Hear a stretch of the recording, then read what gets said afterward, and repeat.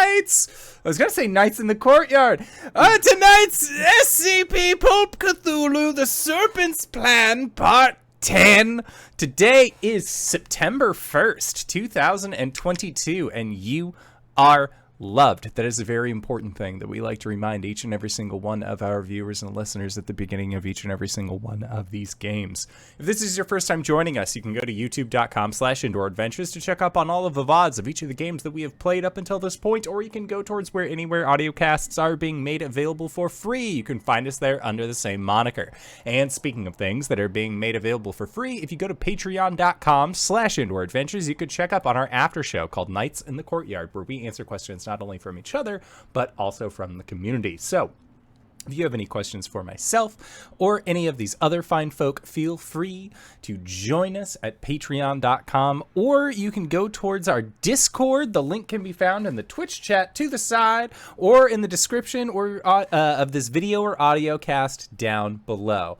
But let's say you already support us on Patreon. You already support us on Twitch and YouTube and all of those other wonderful places, and you're trying to think to yourself, where can I go to help support this fantastic show even more? Guess what, Acorns? I got your back. Quite literally, in fact, because if you go to indooradventure.redbubble.com, we got t-shirts, we got posters, we got mugs, we got crop tops, throw pillows, shower curtains, aprons, clocks. We even got journals. Did I say posters? I meant large movie-sized posters. It's a great time.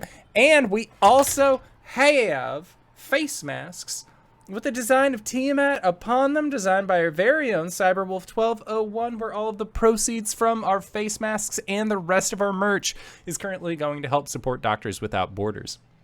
So, if you'd like to help support a good cause or possibly help support the show, you can again go to indooradventure.redbubble.com. That is indooradventure, no S at the end, .redbubble.com. But that is it for my opening spiel. So, hey, PB, who you playing today? Hi, I'm playing Maggie, who is a grease monkey mechanic. And I have she, her pronouns, and I am very excited to... am I excited? I'm nervous. Nervous and excited to get through this area. And I am the Indoor Adventurer, he, him, and tonight I shall be playing as Bucky Howard. We both go by he, him.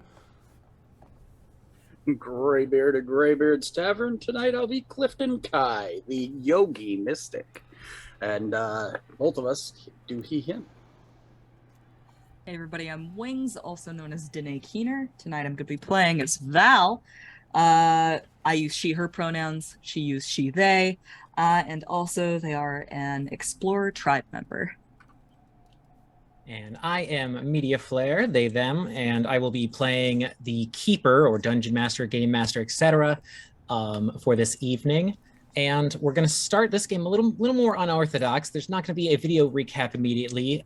Let's remind everybody where we are presently so that we can get everybody back to the right spot. So first, let me set the atmosphere. Prison break. So... last session, the party, SCP-6965 / Task Force Mu2 Country Roads, had decided to go to the... I'm going to turn this down slightly, just for now. Okay. Decided to go back to Site 11 in order to instigate a prison break because they got a message from SCP-343, or God, that was like the next step in their hopeful adventure. When the party arrived, the facility was on higher alert than normal. And as the snow began to fall and Bucky and Klifton convinced the security that they were supposed to be here, they managed to get inside the facility, where they met a new person. They met someone named Val, who was escaping with a former SCP facility scientist / D-class member, Claire, they rendezvoused up in the stairwell. Once they picked up a few goodies and ran from a scary red pupper, they eventually managed to get their way back up to the elevator and head towards where the vehicle was parked. However, it seemed that something dangerous might have been up ahead, something large, something strong, as there was a dead body or a dying body with a caved-in chest. And the sounds of the red dog still coming, the party decided instead of charging through this chaos to get to the vehicle, they would try and find an alternate path within the facility, just because it didn't have giant spooky monsters immediately, and also they have someone who knows the layout. They shot back into the facility, and that's where Maggie found SCP number... So many of them. Let me just flip through a bunch of notes real quick. SCP-4725, a hard drive containing one Dr. Palmer's soul on it, programmed as a piece of AI data.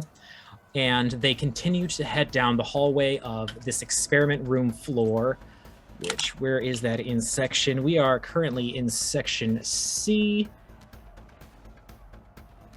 Research lab rooms.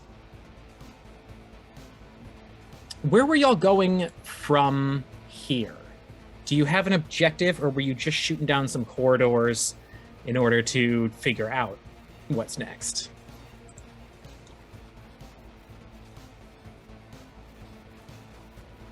I think it was just bug out. Like, we were trying to just... We're trying to escape. Yeah, We're trying to We're skedaddling. GTFO. Yeah, we sort of like flipped a coin and decided which direction we were going to take to get out. Wait, no. What it was that there was something behind us, and we knew what that thing was, and we decided that we would rather face something unknown than go after, than try and get past that thing. That's what it was. All right, and to correct myself, you're actually in section B. You're in the 5th floor, the equipment testing facilities. That's where you found the hard drive. So scooting through, is that where y'all were? Yeah, that's where y'all were. Okay, so scooting through, the current layout of the building is mostly just wooden doors with those copper slabs that let you know whose room it is or what it might contain. Some of them have people's names on it. Some of them have numbers on them.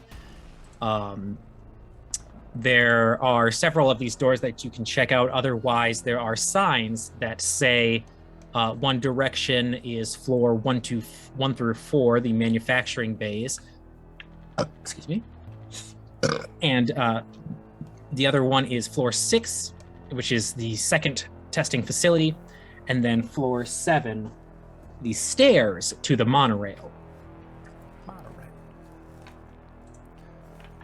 Because last I remember, we had gotten off of the monorail, because the monorail was near where the we could one trip skidoo to get to the car, or we could go deeper in and then ascend that way to get to the same place. So it was a matter of figuring out how we were going to get out, and that's when we took the not quick path.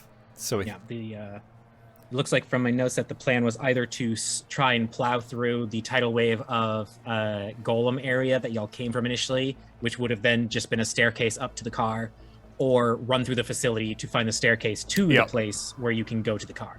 Yeah, it's that one. I remember that's where we left, because in Nights in the Courtyard, you asked us if we were sure about our decision, and all of us were until you asked.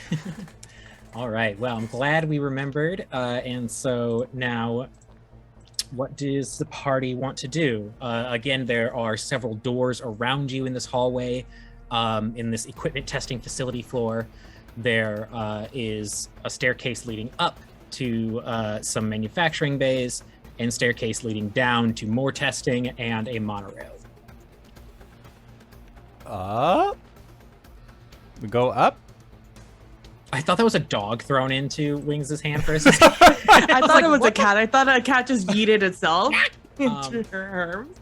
Okay, so Bucky's nomination is to travel upwards. Travel What upwards. are everyone else's thoughts?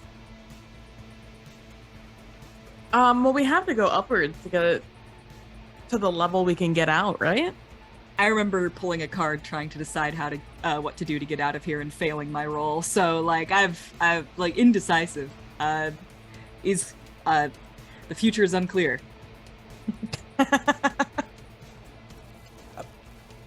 Yeah, I'm with Team Up. Klifton's perfect memory would let them remember that Section B is the manufacturing plant up one floor from in the stairs will get you to the manufacturing bay where you parked your car. There are alternate options if you wish to take them otherwise. Seems like Team Up is got at least 2 votes, and Klifton is of the Rincewind school of thought. You just run and then figure out where you're at when there's nobody chasing you anymore. So he'll go Team Up. Alrighty. So the party shoots up the staircase. There are a few dead bodies of people wearing lab coats, one person wearing a bulletproof vest. They all are incredibly battered. One of their skulls is caved in. The other one has several broken bones. They were definitely like bludgeoned to death. Eventually, 3 or 4 rounds through these stairs, you get past the thick concrete layer between floors and get to a steel door with a one of those push handles on it, and it says Manufacturing Bay 4. The stairs also continues upward. Did we park our car in Bay 4? Would that be something Klifton would know? That's why I'm like... Conveniently, Clifton's perfect memory, it was 3. Okay, so we need to go one more. Boop, boop, boop. Boop, boop, boop. Okay, so the party shoots upward, well-timed gunfire there in the background audio. And y'all get to Manufacturing Bay 3. However, the door to this one is slightly ajar. It looks like a small piece of debris got stuck in the doorway, keeping it unlatched.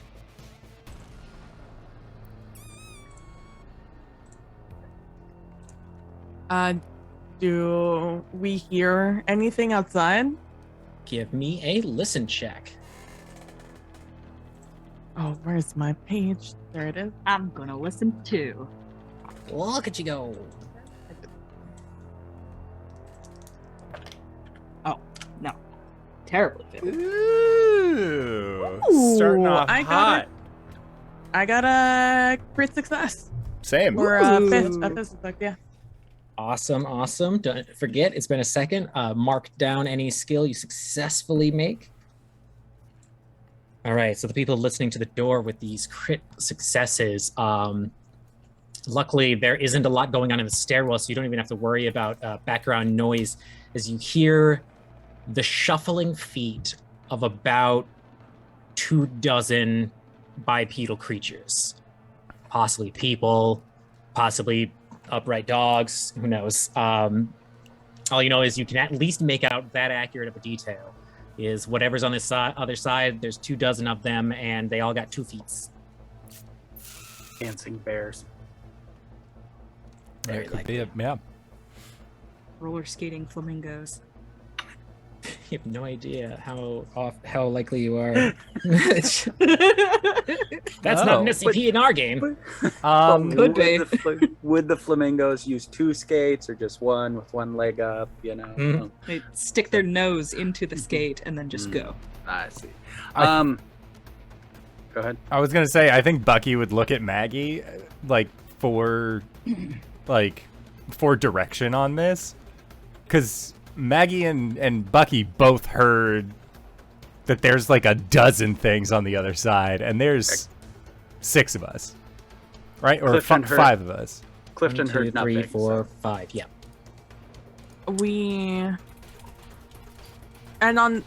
Is that the door theoretically that we passed those guys in when we first came in here. There was like 3-4 people outside, and we light our way in. Yeah, you. So you started in manufacturing 1, the first floor, and then went down 2 floors and parked. And then went down 1 floor via stairs and saw some people running by, and that's when the chaos began. Okay. While you two are thinking that through, Val, can you give me a luck check? I'd love to. Oh my god. Oh, your god. Hold on. No, rolling low is good, right? Yes. Yes. I just got Depends. a 1. Oh, Woo! No. Good that's the success. good low roll. Yeah. All right. Noted. Fate is on my side. All right. I look back at Bucky and I say, and I look at Bucky first, and then I look at the rest of you, and I'm like, if those are bad, that's a different character. That's too many people out there. If those are bad, is there another way?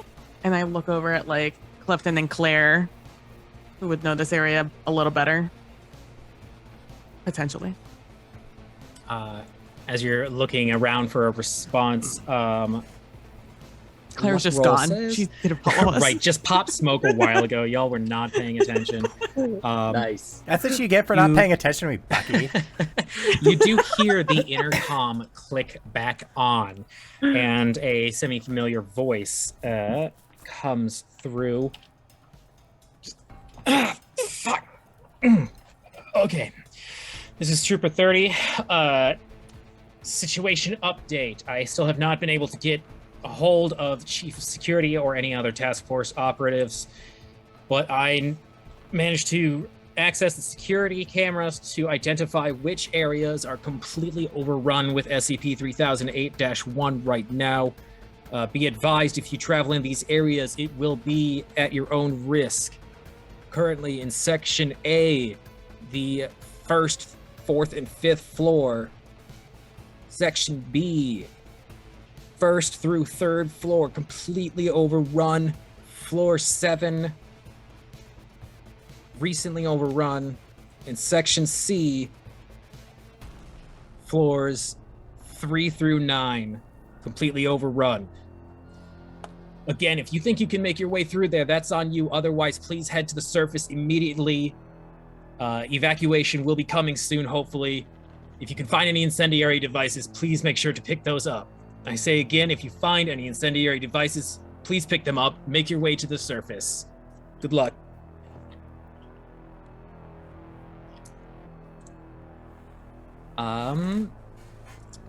Does anyone want to give me the character sheet? A psychoanalysis check. I'm so good at that, of course. I'll roll for it. I would love to. There's no I'm gonna reason spend not to. 4 luck points to get a success on this. I had a 1% chance, and I rolled a 5. I can roll a 1 nice. twice in a row, right? I rolled an 80. It was fine. No, but I can roll a 99. Okay, so that's a crit fail. Hey. Hey, You know, there we you go. could push it. No thanks. Choose a different type of bad outcome. Okay. Were there any successes on psychoanalysis? Yeah, Bucky. Okay, Bucky. So while y'all are trying to, listening to this person in the intercom, Val takes 1 point of sanity damage as they think the person on the other side is some sort of specter or mentally unhinged person, and it adds a little bit of fear to your bones. Bucky, however, listening to that person, you can tell that they are operating through extreme damages. Like, it sounded like a rib was broken. Whoever they are, they're kind of like just trying to push through until they bleed out, likely. Okay.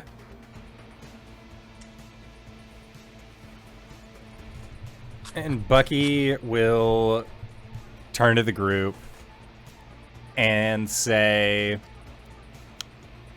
okay, so floors 3 through whatever are the ones that are overrun. So if we just go up one more floor, we should be able to find a new vehicle and get out of here, right? We might have to. Where did I? Sorry. Yeah. Go ahead. Finish. I was gonna say we might have to, but if we go up where it's not overrun, there might not be any vehicles. They might have already all been, taken. My question was going to be: when I was working here for whatever as a mechanic, whatever they had me doing, was it on the 4th floor when I was doing mechanic stuff? You were in the equipment testing facility on the 6th floor. 6th floor. Okay. That's fine. And first I mean, floor, it's. Go ahead. first floor is ground level, right? And then it goes deeper as the numbers go higher. Yeah, like B1, Okay. B2, B3 if you're from that type of elevator system. Perfect. It's 1 through 3 and 7, right? That were overrun on B. Yep. But we're in Okay. C currently, right? Yeah. Okay. 1, 3. 4, and 5 of A. Yeah. 1, 2, 3, 7, 9 of B. And 3 through 9 again. is what I wrote down. 3 through 9, yeah. And we're in B? Okay. Yeah. I mean, that sounds like our best bet. I don't really see what other options we really have. Then there's no time to lose. Come on. Bucky, starts, rushing forward. In his mind, he's, having this moment of just, follow me. But at the same moment, it's more along the lines of, how did I do that thing with the guy on the radio? He's, having, know? if anything is running forward, being I could tell he was going to bleed out. Why is this possible? Having this introspection. Mm-hmm. I love a Bucky. Oh. All right, so you all are going up to section B, floor 2 now? Yes. Section C, I thought. Floor 2. You are in section B. Oh, we're in Oh, B. that changes things. Because Yeah. B is overrun on 1 through 3 1 through 3. and 7 and 9. And So- we're on in 3 at the moment. Yeah. We just came from 4, though, right? Yeah, you were the floor below you was 4. Yeah, and Yep. that was the one that wasn't overrun. Well, there is a big guy there now. Yeah. So we'd have to go through 3 levels of golems to get out, or at least 1. Minimum 1. Will Unless you give me a stealth check real quick? Oh, good.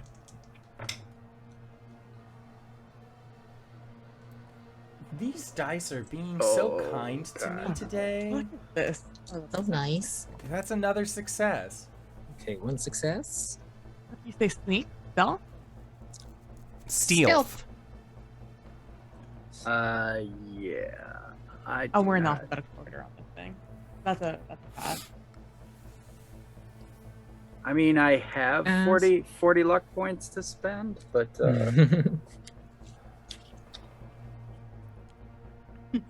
sorry, guys. Clifton's gonna push. Don't rather than- apologize. Who's gonna push? Yeah. The normal, Part of the the normal fail. He'll just. Oh my god, that's even worse. Okay, I fail. Well, On I a had a push. normal fail. I'm just gonna leave it at that. All right, 2 passes, 1 normal, 1 real bad fail. So as y'all are discussing this in the stairwell next to this door, slightly ajar, suddenly the door starts to echo as something wham wham, wham, wham, like multiple things hitting up against this door, and y'all hear that familiar voice. We're sorry, the store is closed right now. Please leave at your earliest convenience. Media, you Just did it. echoing through multiple That was- voices. That was fan-freaking-tastic. All right, run, Scooby-Doo. Yeah. We start playing bongos. Running away, Bucky would he would ask Maggie, because Maggie, you would have probably explained that like you were working on something while you were here. Was it a vehicle? Were y'all going up or down? We were thinking about going up, but that was before we realized that we were in the place that was bad. We're going towards the surface, right? We are, but Okay. Bucky would that's- still ask Maggie what she was working on, because if it's a vehicle that's like below, like in the safe area, let's grab that fucker.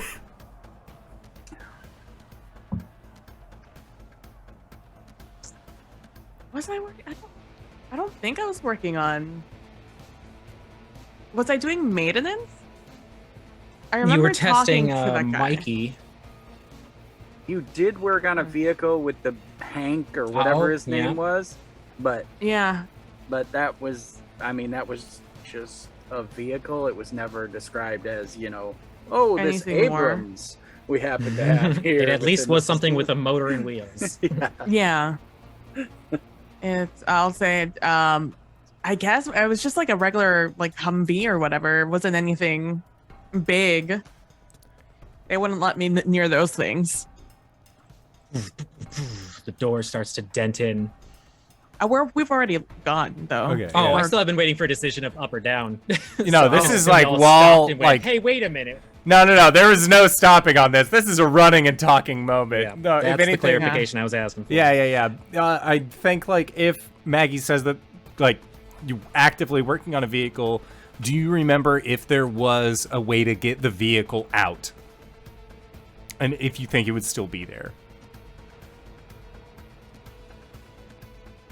I mean, there'd have to be logistically, right? A way to get those vehicles in and out of the bay, of the maintenance bay.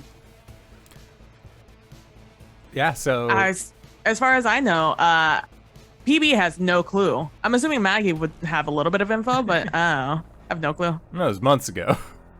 That's true. That That was was- like 7-8 months ago. Yeah. They just disassemble it, carry it upstairs, and then reassemble it. Easy. It's very simple. IKEA people are great for that, you know? All right. So as y'all are talking, you circle the stairs and get back down to manufacturing bay 4. Yeah, let's and that was the level where Maggie would have been working? I was on 6. You're on 6. Is 6 a safe level? 6. Yeah. Yep. 6 is a safe level. It's equipment testing facility 2. Yeah, 4th floor is all I have in my notes is that there was an upright battle bot and a recon plane. So 4th floor has to be like the big boy base for things to fit. Let's try. Look, I'm not gonna count my chickens before they hatch, but let's see if we can find a fucking plane, y'all. Does that fall Can under you driving? fly a plane? Does it count as drive? If the I don't answer think is there's yes, a fly skill, so I would assume. then yeah, Wait, I hang on can second. fly There's a plane. There's another machine operation thing, right? Yeah, and there's also drive, auto, and pilot, I believe. There's drive auto. Drive auto. I don't see pilot. Nope. So yeah, I don't see any other skill that would match. So yeah, I guess it would be driving. In this universe, a driver's God. license is good enough. In Bucky's have a universe, high- it was. So many deaths. In Bucky's universe, they had flying cars. Hey, yeah, duh, because outdoor. And I have operate one. heavy machinery. Mm-hmm. So like we could I'm down to try it. I'm down to fuck around and find Yeah, out. I'd say let's go for it. All right. Oh, I do see the pilot skill. Okay, yeah, there is a pilot Ah, skill. shit, never mind. I Ah, definitely damn. don't have It's a skills. Yeah, blank fuck, dude. under persuade because you have to specify the type of plane you are qualified in helicopter. yeah, that's engine, a- rebel Ah, engine. Boo! That's okay. It just wouldn't be on your Alright. normal. It's all right. All right. How Y'all dare have a they 1% think chance ahead then. and All right, so y'all are heading into the manufacturing bay then? Yes. Yep. Okay, so the door clicks and a bit rustedly swings open, and everybody roll a luck check. Boy, oh boy. Oh boy! And Success. that's Success. against current luck, right? Yep. Okay. what was that? Fail. Luck. One Luck? success, one fail. And that's low, right? We want to. I mean, Always the- want to roll low. Yeah. And it's pass Yeah, fail. that's There's pass. no gradations. Correct. Pass. Okay.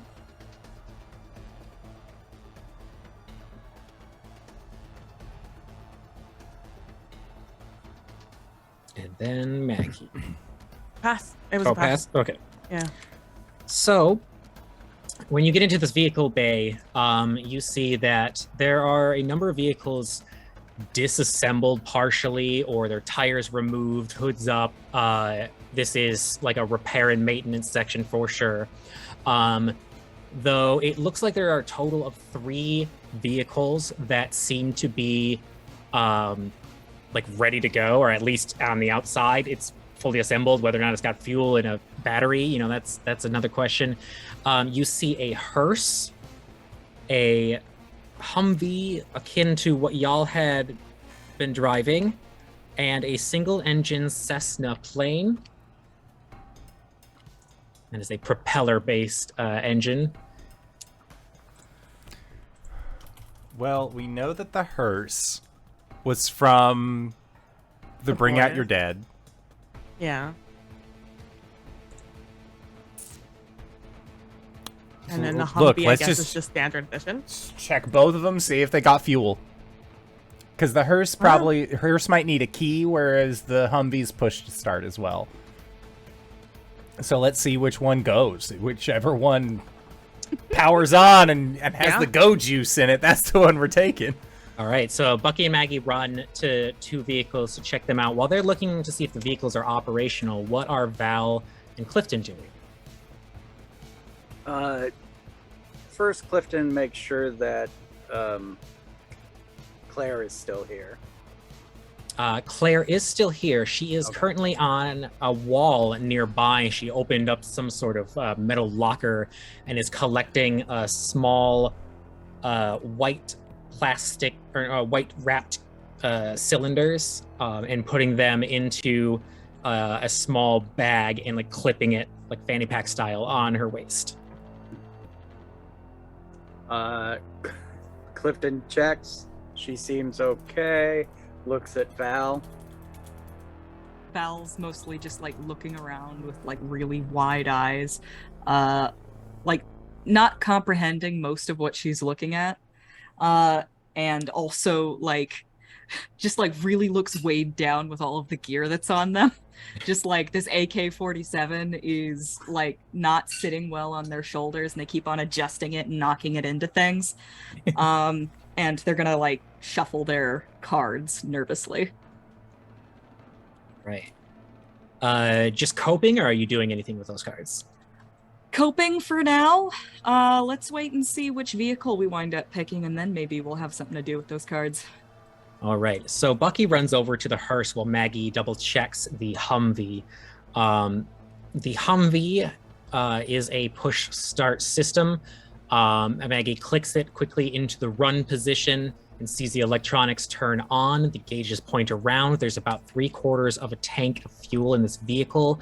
It does run hot right now and says check oil, but it looks like it technically runs. Bucky runs over to the hearse and pops the door open. The interior lights turn on into the driver's area, and there is a keyhole with no keys. And you pop like the visor, look in the glove box real quick, you know, standard key hiding spots. Unfortunately, you do not see any. It seems that you'll have to find a way to make this thing run on your own. I'll yell over and I'll be like, I got 3/4 of a tank here. No oil, but it'll get us out of here probably. Bucky will ask for Maggie to shine a light down for him real quick, and he's gonna try and like movie style hotwire the car. Hell yeah. Hotwire the hearse just to see. All right. Give me a locksmith check. This will take a few minutes of finagling. While you roll that, Val, roll me a luck check. Now, what if I were to sell you instead of locksmith? Because the car's open. What if I were to do a machine repair to know which wire is what? You would be operating the electronics if you're doing like classic hotwire stuff. So it would be an electronics repair. I also have an electronics skill that Go I for could it. use. Excellent. Success. Success. Okay. This is the only thing that doesn't get bigger when you. I'm succeeding push in it. Oh boy. He's pushing Go it. for it. You hear a couple of like sparks for a second. Nope. No, and then and there is a loud spark. Bucky takes 1 point of electrical burns in damage as they realize that they have kind of permanently disabled this vehicle until someone gets in here and fucks with some wires. They won't be able to chase after us with this one. He says, and his hair's like on end, a little smoldery. If that's what I wanted, a bunch of golems in a hearse chasing us. The store will be closing. so funny. Clifton, are you good at seeing? Like spot hiddening? No. Spot hidden check? Not at all. No? Okay, then I'm not gonna ask you. I'll Okay. look around myself and look for an exit out of this place while I'm holding this light for Bucky, which is why I allow him to make a fool of himself under this. All right, I got something to do. Yeah, I'm just Okay. like Spot where the me exit is hidden. out of here. He's playing Uncle Fester's beneath the fucking steering wheel. You hear me laugh. That is a half success. Half Woohoo! success. So you survey the area and spot all of the different exits available.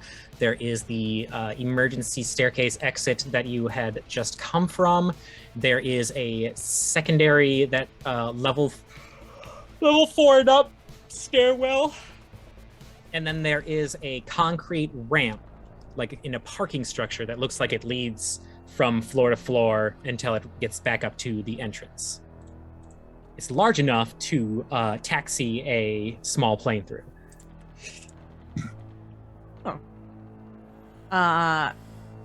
Okay. I say, well, looks like we could go through there. This the Humvee will run, at least to get out of here. I hope. That's all we need. We are gonna have to go up, though, so just be prepared. Look, And I'll walk out of the driver's seat door so Bucky can get out also. And I'm like, well, driver's seat's all yours. Let's go. bah. Val, Claire, I believe we have a vehicle. And he kind Claire of nods and starts running over. She's got 2 like duffels now. Looks like she's just been grabbing a bunch of things. Val will look to Klifton. This will get us out of here? I sincerely hope so. She rushes to get inside. even though he's carrying his stick and the sword by the blade, he looks like, do you need help? Like I got a carrying Gandalf thing going on. I do. She'll hop into the car and like take a few things off. Okay. So the party is loading up in the vehicle. It's technically a 4-seater, so someone's gonna have to sit or climb up into the gunner hatch, or just kind of like curl up in a ball on someone's lap. Does it not have like a trunk space like the last Humvee that we had did? This Humvee has a vertical metal wall and a small sliding compartment to access the back section. Okay. I'm driving. It doesn't matter to me. Shotgun. Clifton's in the I'm back definitely seat. running shotgun. Yeah. So, I guess he looks at Val or Claire, and is like, yeah, you know, he'll crunch in. He's small, but he's not going up to the gun because he won't use it. He's just like, I'm a pacifist. Sorry, if one of you guys want to take it. Exactly. He doesn't know how to say Claire that, does but... look over at Val with their SMG, and they're like, well, you're kind of more equipped for this situation. She looks down at the gun. I don't know how to use this. Ooh, okay. Well, that sucks. I know how to make it turn to fire mode and like how to put a thing in. That came from the office. That magazine doesn't come out. You don't have to worry about ammo. It's a iron and carbon thing. See this little switch here, and she points to the selector lever. There's two little symbols here. So like you flip the first one, it goes from you can't shoot to now you can every time you squeeze the trigger, and then you put to the other one and you go, I can keep shooting until I run out of ammo or the trigger, or my trigger finger hurts. Just looks terrified. As she's trying to like explain this to you, gunfire can be heard from the stairwell, as well as a cacophony of voices declaring that the store is closed. It seems two different parties have met in the stairwell. That we just came from? Yeah. Sounds like our cue to go. Let's get out of here. Val will hop up into the gunner's nest just to get us out of here.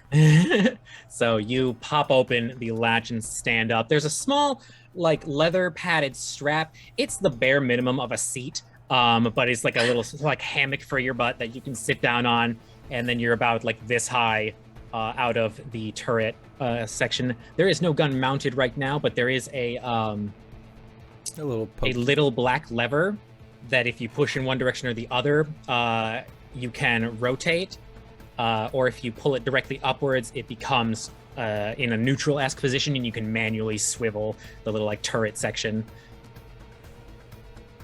Bucky, give me a drive. Oh, God, I was hoping you'd say that. It's not the most difficult thing in the world, but you do have to do a little bit of a K-turn and get this vehicle up this ramp. All right, well, my drive skill is a 92, and I rolled a 12, so that is a critical success.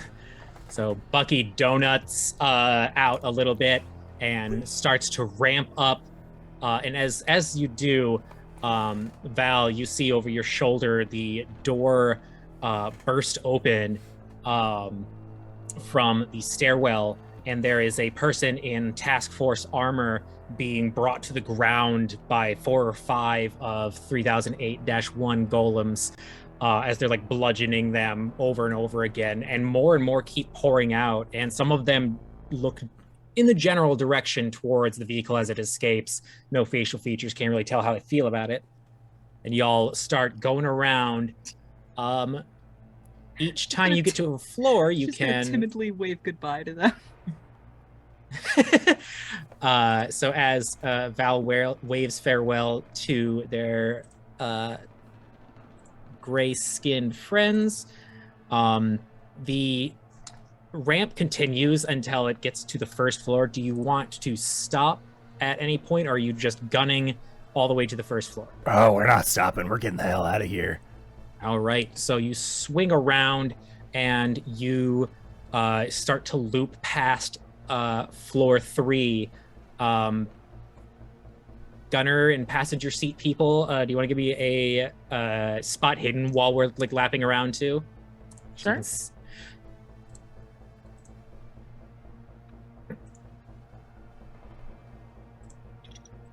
hidden. How do I always lose this? Oh, just a pass. All right. Crit fail. Crit fail. Normal success. All right. So Val tries to look around as the vehicle is ramping around and accidentally bites their tongue a little bit as they're getting rocked back and forth in this incredibly not secure seat.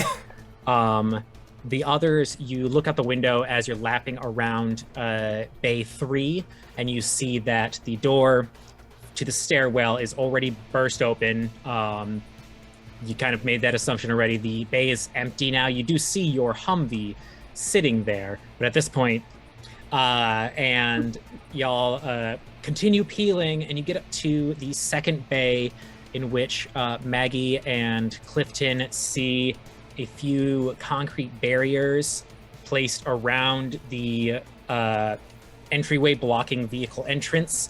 And inside is a gun nest, a few sandbags and a machine gun mounted on it, and some task force operatives who seem very surprised to see y'all like peeling past. And like some of them like shout something, but the vehicle is just going.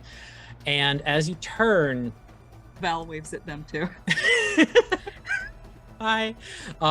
As you turn to get to the first floor, you see what this machine gun nest was set up for, and the entirety of the first floor is shoulder to shoulder SCP 3008-1 golems of varying sizes and heights, some bulkier and skinnier than others, one in the back looking like a cave troll, and all of them like turn towards the vehicle and in near unison, "We are sorry, but the store is closed," and start to run towards you.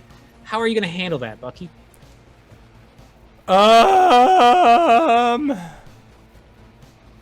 Oh God.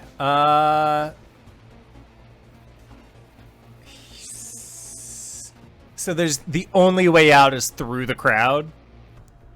In this current situation, yes. Okay.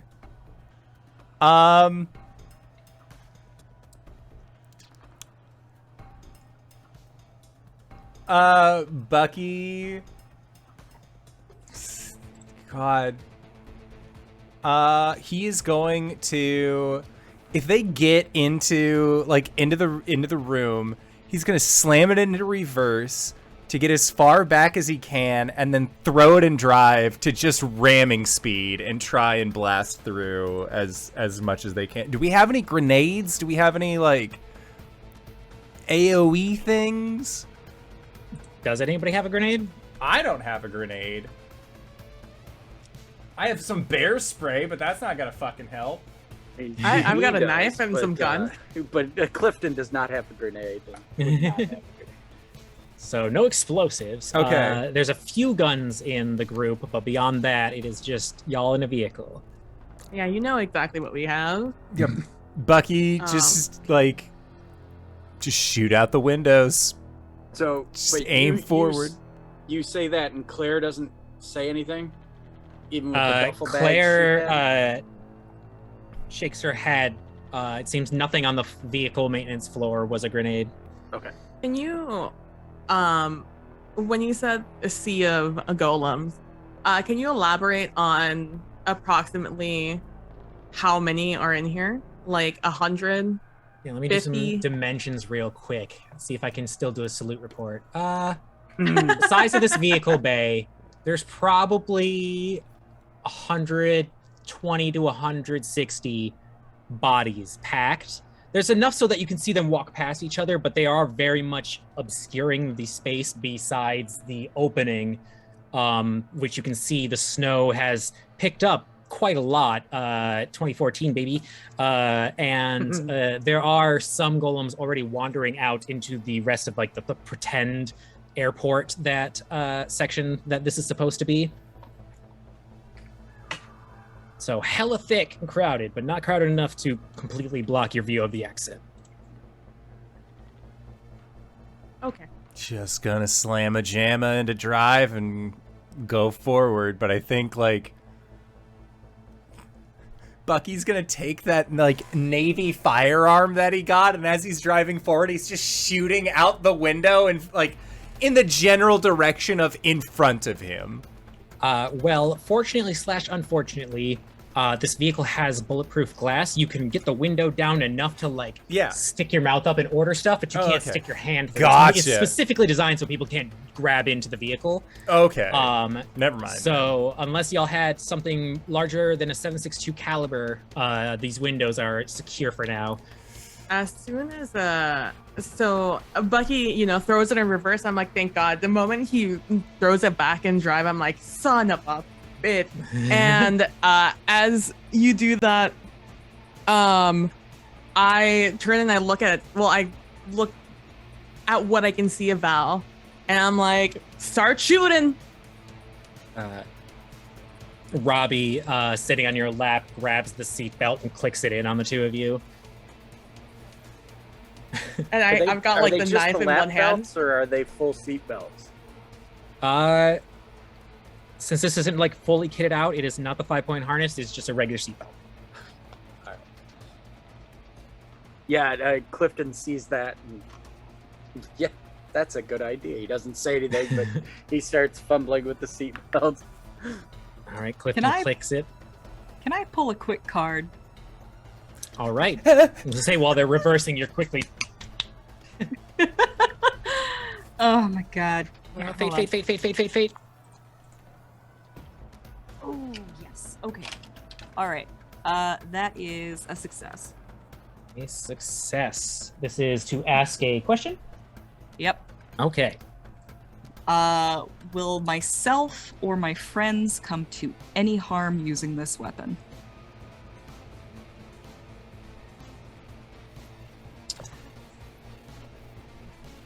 Technically, yes. If you're bad at aiming, practice poor weapon safety or hold the trigger for too long.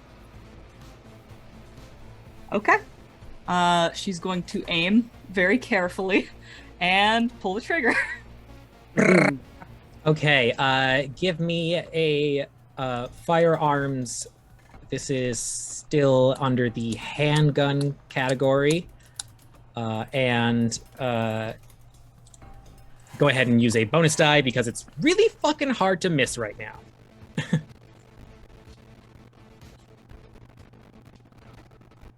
Oh my God. Thank you, bonus die. That's a success. Barely. Success. All right, roll for damage. How much damage does an AK do? I probably should have looked this up. Oh no! Let me pull up the ammunition and See if I can find wiki. it too. It is not in the wiki because it is a Pulp Cthulhu weapon, I believe. It's on page 112. Bam, firearms. Do firearms table, please? There. Nope. Other forms of damage. Give me equipment. Oh, wrong rulebook, that's why. Pulp Cthulhu.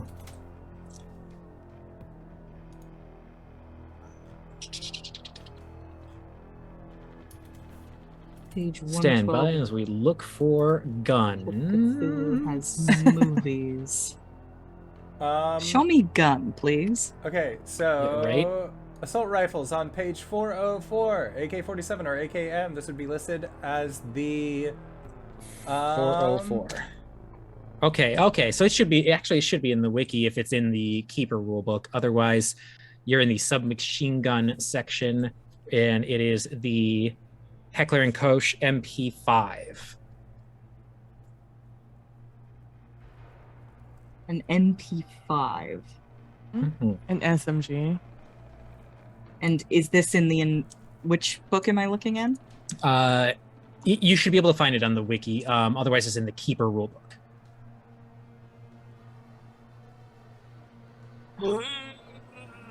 Okay. For now, at least, while we're pulling this up, it is a 1d10 for damage.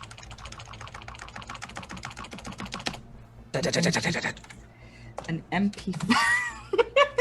It's the sound of me searching. Oh, I found it! It is a 1d10, as it turns out. All right. 9 damage. Do you have any Let's go. damage bonuses, by the way? I No, don't there's no think DB so. for guns. I think I'm a very small person. 9 brat damage. All right. Brat. So, vaguely gesturing towards the people outside this vehicle, you start pulling the trigger, and you see like bits of gray flesh flying everywhere. From all of your experiences, you know that there's no internal organs or skeleton or anything. It is this skin all the way through.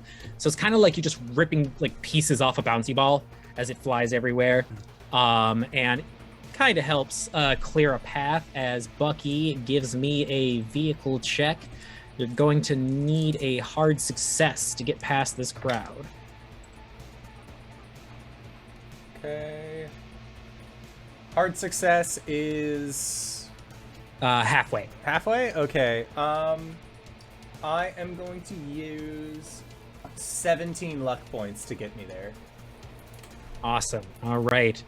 So gritting your teeth and gunning it in the general direction of the bullets, Bucky cleaves through a crowd of golems and peels out into the now snowy terrain of this airport. Y'all can see a few small fires, or rather smoke plumes, in other sections of the airport, and the sounds of screams and gunfire that was in the facility has not changed too much. There's much less gunfire now, still a lot of screaming, and there are golems all over this airport.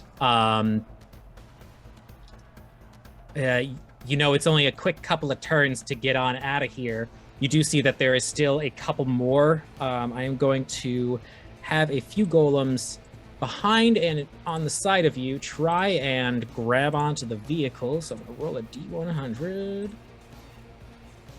6 times. They're gonna Cape Fear the shit out of us. Okay, so 4 golems grab on to parts of the vehicle successfully as the rest of them like punch and slam on the vehicle to very little avail. Like there are some cracks forming on the glass, but this thing is built to handle some punches. But Val, you see that there are 4 white corpses climbing towards you. I'm sorry, but we are closed. Please move to the nearest exit at your convenience. All right, so what is everyone doing this round? We'll rotate between party and non-party. Driving, but if I notice that there are fuckers on the side of the car, I'm gonna try and like Do some evasive maneuvers. yeah, fishtail or whip around or whatever that I can to get these assholes off the car. All right, give me a drive check, and we'll see how that works out. Okay, that is a success. Success. All right. Roll this.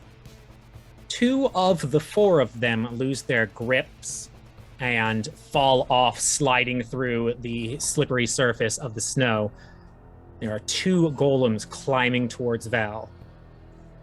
Just eyes wide, turn the gun on them. No change in expression. All right, roll me the DACA. No bonus die this time, right? Nope. Okay. I could push this, or I could spend some luck. I think luck is the thing I'm gonna be spending. To get it to... I have to spend 28 luck for this to make it a success. That's what I do.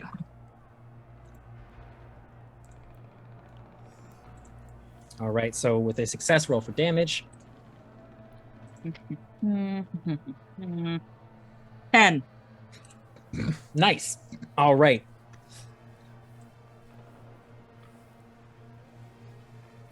Pardon me, chronic illness. All right, so Just their face Val lighting turns up. and just as your face is lighting up from the muzzle flash, the face of the creature you are firing at is torn away.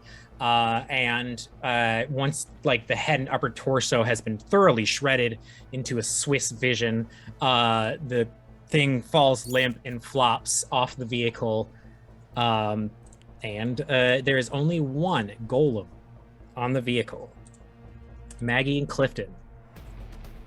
Is it in a spot where we could like open the door and try to, Just shove it knock off. it off? Yeah. Sure. We'll do a contested. We'll say it's in a spot that, if you want to try, it's now in Clifton's passenger side door. Oh no, it could be on Maggie's side. Whoever wants to make a strength check to try and shake it off versus theirs. You or me? You would are out of your mind if you think Maggie is gonna open the door when we're behind bulletproof. We're in a vehicle for war. No, I'm good, thank you. I'm just gonna sit here. Then I'll look over at Val and be like, You just see No, like they'll, lights flashing around their hip as they're firing at something from the outside. Are your feet I'm just just- like swinging back and forth, Val? Little dangly feet. it's like I'm gonna keep an eye on that side, ready to like shank anything that comes through with the knife, and making sure that the door is nice and secured and nothing is gonna be fucking getting through my door at least. All right, All Clifton's right. not that bright. He's like, oh, I'll just knock it off the vehicle, and so he'll try to open the door and bump it off. All right, roll that strong check. Okay. You have to beat.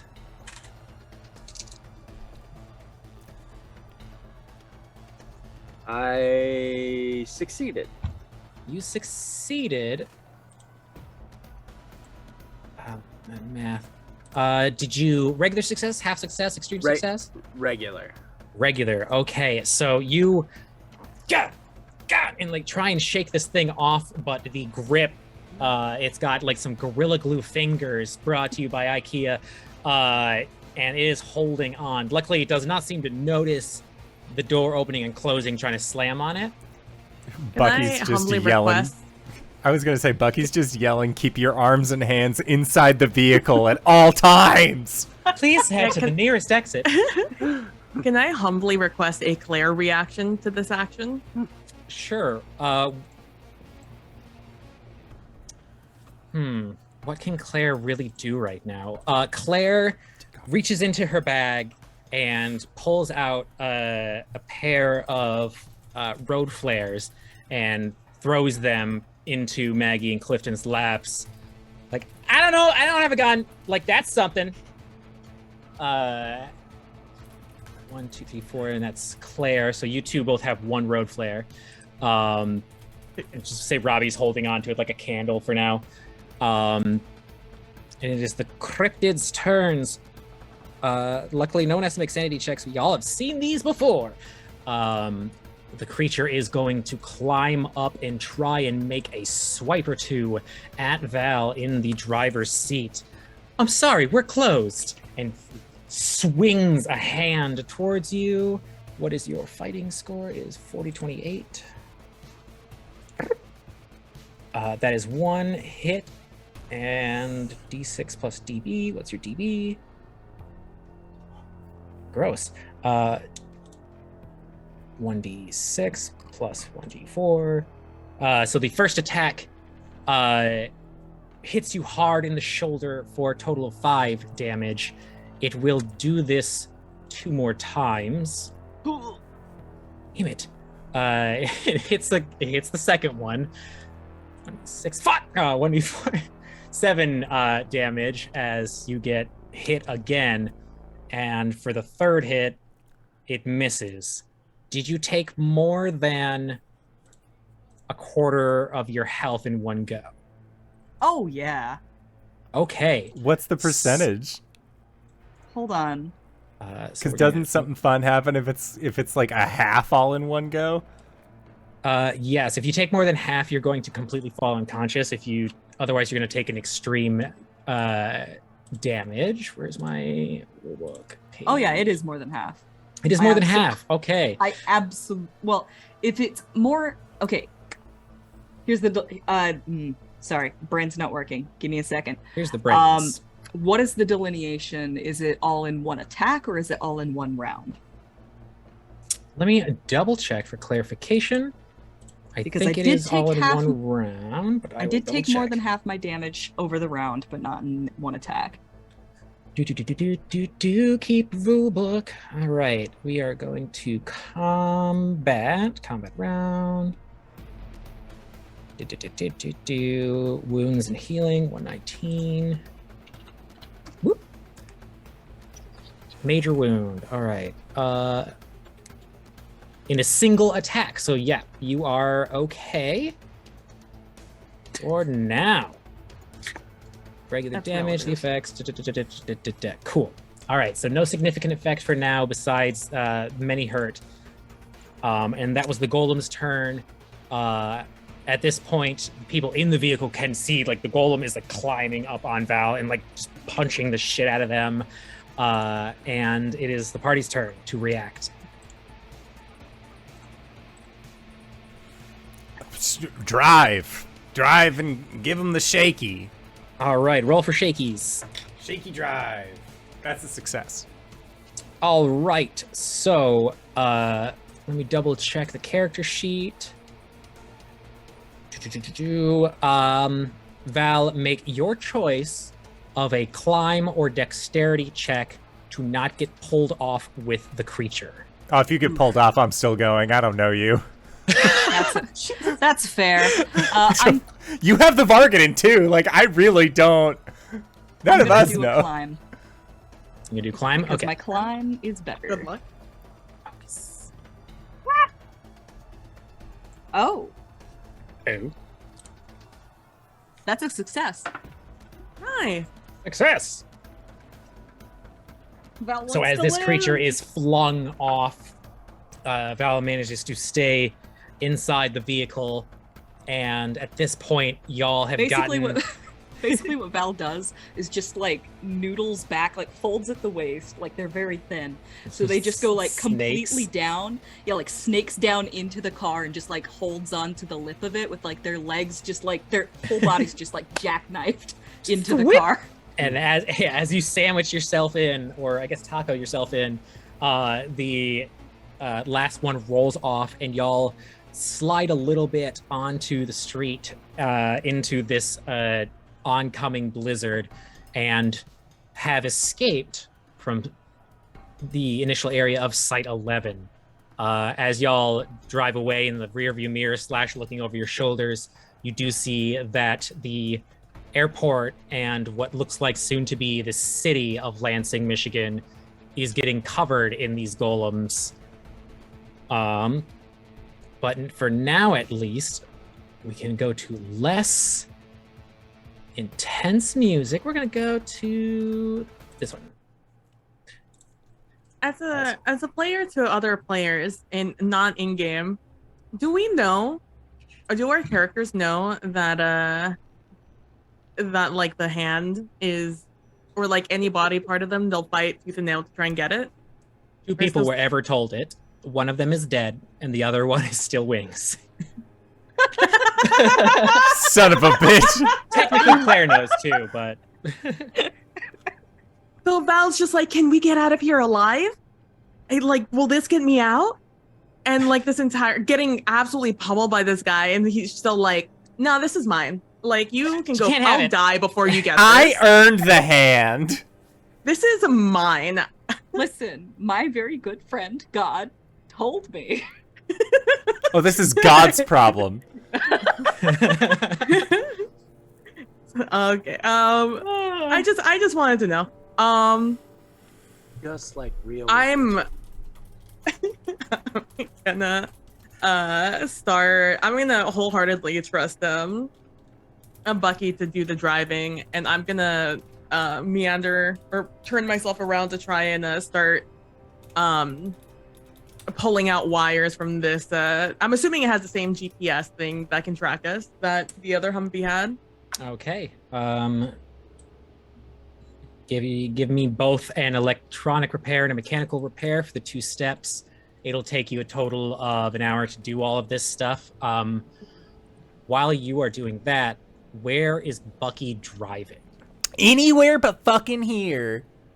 So like I can just Anywhere. roll a d4 for cardinal direction? Well, we want to go to where the hand Actually, is. you know where you want to go because of your psychosis. Yeah? Yeah, someplace high, someplace up high, a mountain, or a hill, or like a really tall parking garage. Right. And on top of that, you know what was in a higher elevation than here? Oh, the lake.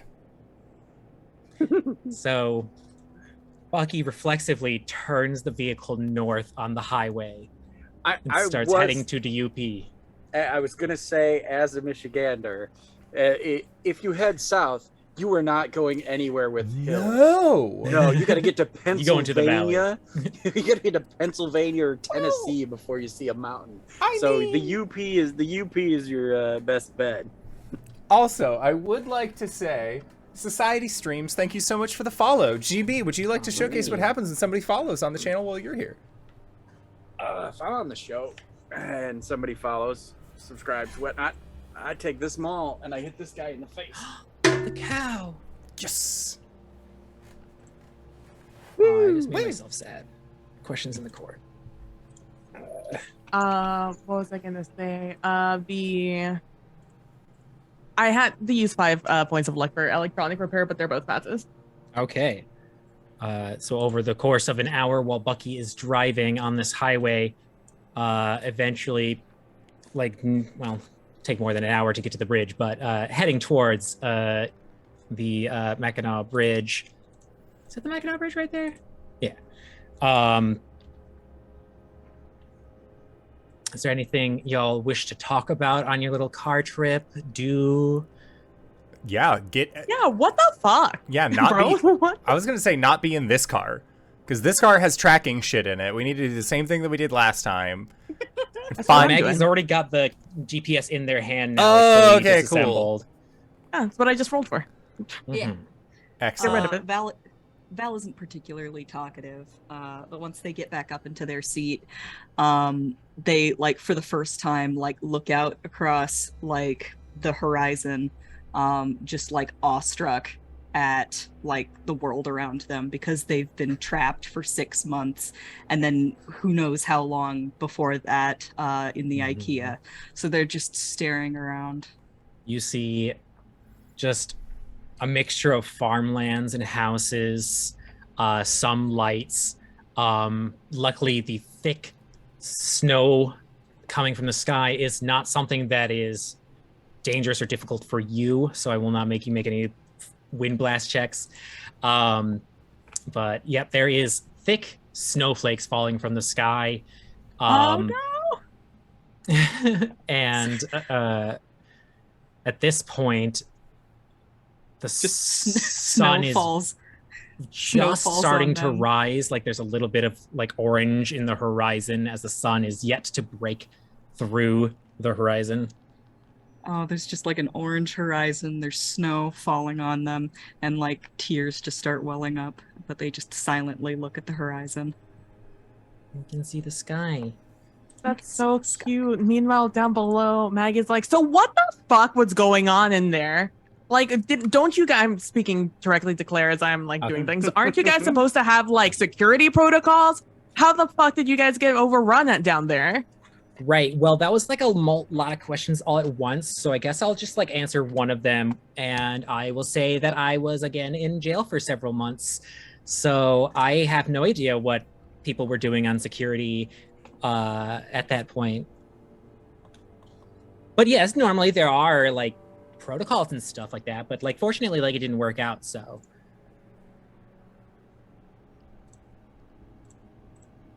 Oh, I turn over and I look at Klifton. What the fuck? And Klifton does that, opens his mouth to speak and then closes it. He's thinking and opens his mouth and closes it and keeps thinking. Can I try insane recall to maybe put 2 and 2 together about the reason that now the IKEA is just spitting out golems? Let's see here. You can roll, and since you have insane recall, I'll give you a bonus die. You can roll a Cthulhu mythos to try and understand the anomaly. All right. So Cthulhu mythos, not a cult. Yeah, for this, yes. All right. You said bonus die? Yep. Even though it's new science to you, you do have all the data still in your head. All right. Either way we chop it, it still comes up a 30, which is a success. Okay, put yourself that little skill mark next to it. Put a second mark next to it so that I remember to tell you how that specific skill works in the after show. It has no ability to be marked. I'll write it down. Oh, yeah. It doesn't have a checkbox for some reason. Oh, that's it doesn't have a because box. Oh, yeah, it doesn't have a checkbox because you can't get trained in it. Yeah. But you can still put a little marky do.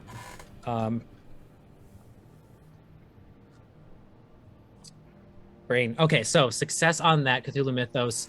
You would remember from your time inside the IKEA some vague things that people had talked about at the campfires, where y'all are burning furniture, and also what had just happened. And you realized that they seem to be reacting like they are homing in on something, and there is a high likelihood that like their own corpses draw them. Like, you remember one of the people that were there way longer than you kept talking about how important it was to dispose of the corpses or at least move them farther away from the base. Okay. I seem to remember someone speaking of you must dispose of the bodies because they tried to reclamate them. Something along those lines. Oh, that sounds exactly like what those SCP idiots would do. Just sit there and study a body. So you think that they have a piece that the golems want back? Or like or like the whole damn body out in some containment unit that they are picking apart, trying to figure out how it works. Well, would I be able to hear this conversation? Yeah, because I am they're- on top of a speeding vehicle. I guess it is very windy. So yeah, give me a listen check as like you are getting wind blasted. You can hear down below. Believe it or not. I think this might be a success. It is. Okay, so yes, you can. Also, too, I mean, they are this little waif person holding a big jar with a golem hand in it, right? Jar in Yeah, one, but that's- SMG in the other.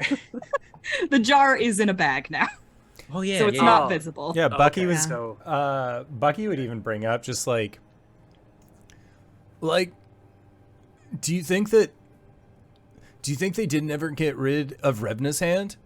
Because like she was like really set on keeping a trophy, and it was like one of those golem. Like, do you think that all of that happened because of the hand that she kept in, what was it, like the Vargadin?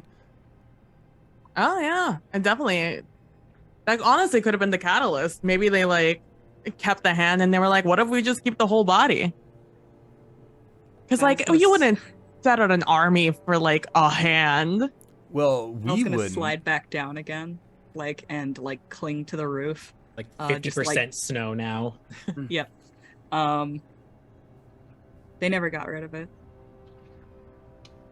I see. There you go, idiots. hence another world is lost. Oh, how do you know that? I have it. Just fucking like fishing out in the snow. Pulls Yeah, off give me really a quick. drive check. Val is in the first. In the as you front seat slam now. on the brakes in the middle of Michigan's biggest blizzard. Success. Success. All right, good. I have a 92 Val's in now in the drive. front seat, sitting on Robbie, who's sitting on Maggie. And like Robbie keeps like kind of papping you, like in like a defense mechanism or something, as they're like muffled by you. Why do you have it? Why did you take it? They shrug, and then they go, "Oh, yeah, God told me to take it." That kind of checks out. Where I hate you, God! fucking as you start driving again, we'll see one of those signs. It's just like that you see out in the country. It was just like fuck God or whatever. What? No. Are they driving by. and it's the welcome to hell and it's for Hell, Michigan? Yeah. It's like the wrong direction, but yeah, it's definitely. hell, it's 50 a miles. different universe. Who knows? True. We'll say Hell and Climax, Michigan flipped. Oh, perfect.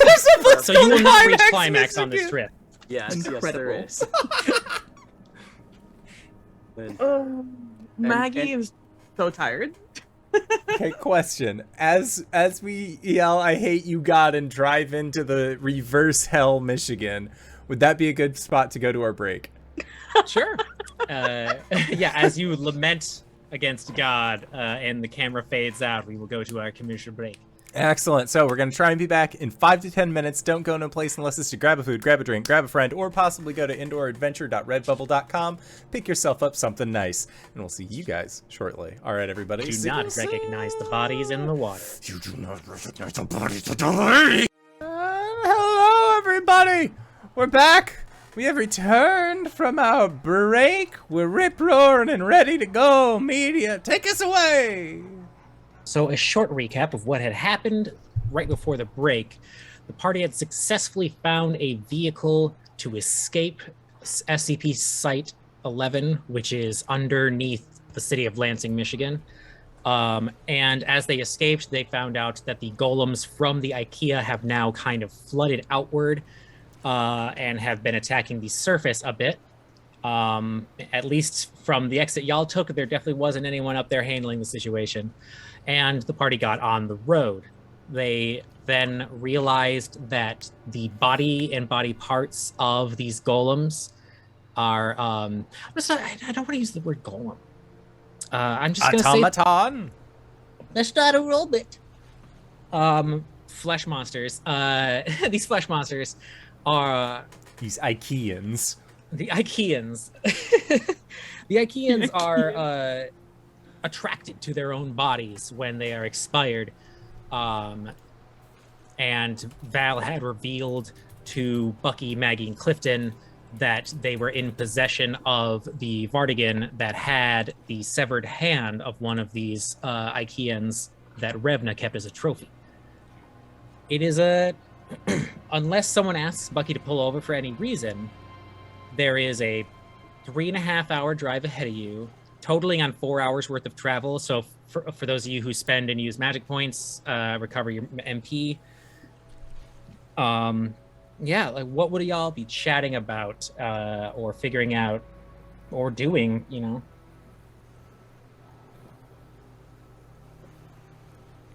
Did God ask you to do anything else? That fucking asshole. Save Dr. Paulson. And we did that, right? That's Dr. Paulson. No, I'm Claire. No, not you. The thing that you got. Oh, I've got no clue. Point of order. Did they say Paulson or Palmer? That one. Palmer. Ah, okay. That's a Wings mistake. Okay, all right, because It's beautiful. all of a sudden, Clifton's brain went swap. You know, We have the wrong hard drive. Like, wait, what? Exactly. Like we have to fight our way back. We in have there. to go back. Exactly. All right. Luckily, we do not have to go back to the island. Okay. We're safe. All right. Whew. Did you know Palmer was in this? I think at one point y'all had developed it as a theory, but no one ever really confirmed it. No, go away. You can't have my arm. I think it was a flash from God. God flashed you? Yep. God also reached inside my pants. Bad day. Mm-hmm. I mean, all right. I mean, step 2. I guess. I mean, what's her play now? You know how to get to? Find some place with a high elevation point, and then we stay down, and then we just lay low for a little bit. Maggie, you're in the passenger seat. Give me a psychoanalysis check. I mean, whatever this is, you're gonna survive it. Yep, that's not a pass. All right. Can There we we have go. a bonus die because they've been dealing with this for 6 months? Sure, it's a low enough number. You want to roll a second D10 and see if that changes anything, or would a D10 change anything? Yeah. Are you kidding me? I have a 1 in psychoanalysis. I rolled an 84. All right. So Bucky I'm suggested just- finding high place. I was gonna give him the weird look I usually give him. And be like, I guess, I mean, now would be, I mean, I think a perfect time to just like be on the move. They're not gonna be looking for us. We need to find...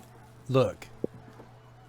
One of the last things that God told us was that we should... Or was it God or the weird slug man that you were talking to, Klifton, that said that we needed to find the hand? You know... He starts like hissing and like waving his hand around. All right. Klifton, you know, is like, what the hell are you doing hand puppets? He doesn't say it, but he's like, it takes him a minute. We've to been... then That go, was our secret boom. code! Yeah, That's our exactly. And secret so- code, Mr. I don't forget anything. Yeah. But he does look at, like I said, he does look at Bucky for a moment, like, why are you doing hand? Oh, the code. Yes. I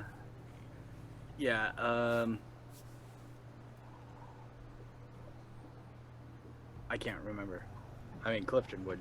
Your infallible recall would remember that technically both of them did. You asked how to join the Serpent's hand. I can say it because I am DM.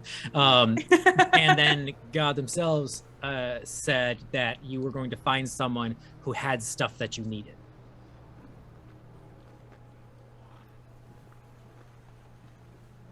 Okay, I'll reiterate that. Then I'll turn around in my seat and be like, looking at Val and Claire, I'm like, do one of you got what we need? Do you guys know where to find them? Well, my last instructions was to just get out with Val, and I did that. What month is it? Do you know? Does anyone know? Your I look at Clifton. last instructions from who? SCP-343. Okay. And then what did you ask Maggie? Claire asked what month it was, so I look at you. I don't know. All right, so it is probably like early December right now. Late November. Snow is ticking in. Okay. Okay. I didn't have like a date in mind. I don't know if that was going to help me at all, but yeah, no. I think every piece is supposed to be here for like the next part. Here to share with the class, or Well, I don't have the next piece, so I don't know.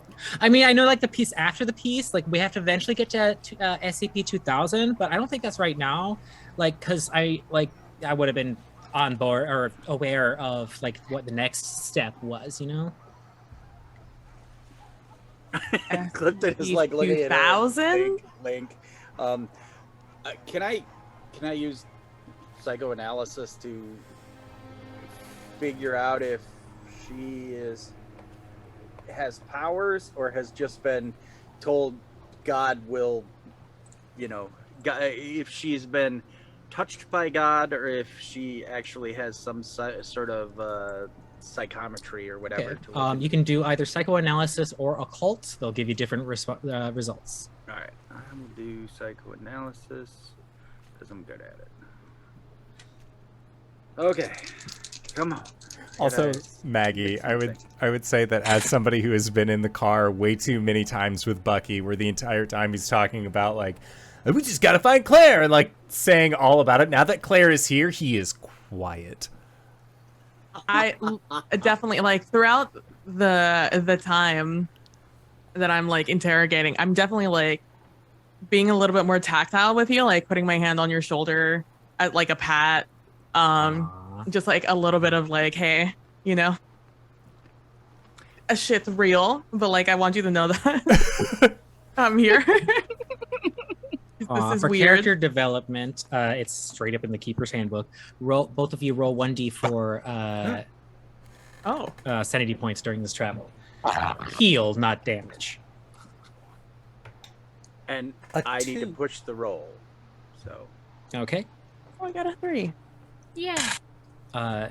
Role-playing your characters developing or changing or interacting with each other rewards with sanity during break times. Oh. The been game nice to literally free sooner. mechanically encourages roleplay. So that's under half. Under half. Okay. Which one did you go for? Occult? Psychoanalysis. Psychoanalysis. Okay. So you can tell that she's being straightforward. This is the information she has readily available. There's apparently like a next step that's supposed to happen that she wasn't informed on, but she seems to be aware of what the end game is with her in 343. And Val, you too are in cahoots with this 3-4 Kyle, I believe you called them. Kyle? Or isn't that what you called 343? No. No. Okay. No, that's I God. think- No. I think someone in the God. chat definitely did, but Oh, that's probably where my brain picked that up. Okay. That's Clifton's perfect Chat. recall. Chat. Okay. Yeah. Then with 343. That's God. Okay. Well, yes, sure. Yeah. I'd like to pull a card. okay. Oh. And also circling back, Claire does acknowledge. Yeah, I said 2,000. Okay. Spending 4 magic points for this. Magic points. And that's a success. Is it a super success? How good's my success? It's just a normal success. Okay. Have I found the Wanderer? No. She just shuffles. Quietly. Okay.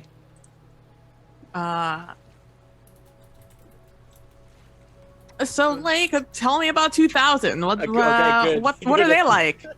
I was about to say. Are they like could you another 343 or? Oh no. There's like one or two things, but like there's no comparable thing to 343. I mean, they're immortal. They can, they're omnipotent. They can travel forward and backward in time. It's just like you can't really like categorize someone as someone who is a deific being. I take that back immediately. There is the one that lives on the sun, but 2000. I'm so sorry. So yeah, that's more like a building, like it's a big machine, and it's gonna help us kind of do a hard reset on this whole thing so that people can get a whole round 2 on it, Oh, all right. Cool. Was wondering how you guys were gonna get around to that plan. Good to see that it's a tangible, real thing. Yeah, I don't know where it is, but I know I'm eventually gonna find out where it is, so it's cool. It's whatever. So y'all don't have like a walkie-talkies or anything you guys communicate with? No, because like as he's like traveling through stuff, like the signal will get real weird. If he suddenly decides to walk forward or backwards in time, there's a lot of like mechanics that comes into play. And also like sometimes I don't know which one I'm interacting with, like past, present, future kind of deal. So we kind of just leave notes to each. Have you ever watched Dr. Whomst? No. No, can't say I have. okay. Oh. Dang. I'm leaving. Is that one with the red car that like goes through space? And then it has like a big scarf? Yeah, they have a scarf. I feel like that's like a universal thing. They have a scarf. Yeah, so like at one point they had like this BFF or like even more than that. I don't know. They're just roommates. But like every time they met, they were in like different points in time. And so they like wrote notes to figure out like, okay, have we done this thing yet? No. Okay, well then we must be at this time. So that's usually what we do when I see a. Cool. And do they have a name, or are they just as ambiguous as 343? Who they? The person you're talking about, in and out of time. Oh no, that's 343. Oh, 343. Okay. They are like they don't ever call themselves God, but they will like acknowledge that like people call them God because like they, mechanically speaking, if you were to like break down what God is according to how we believe it, and she starts to get like a little scientific about it, they would fall into the category of a deity.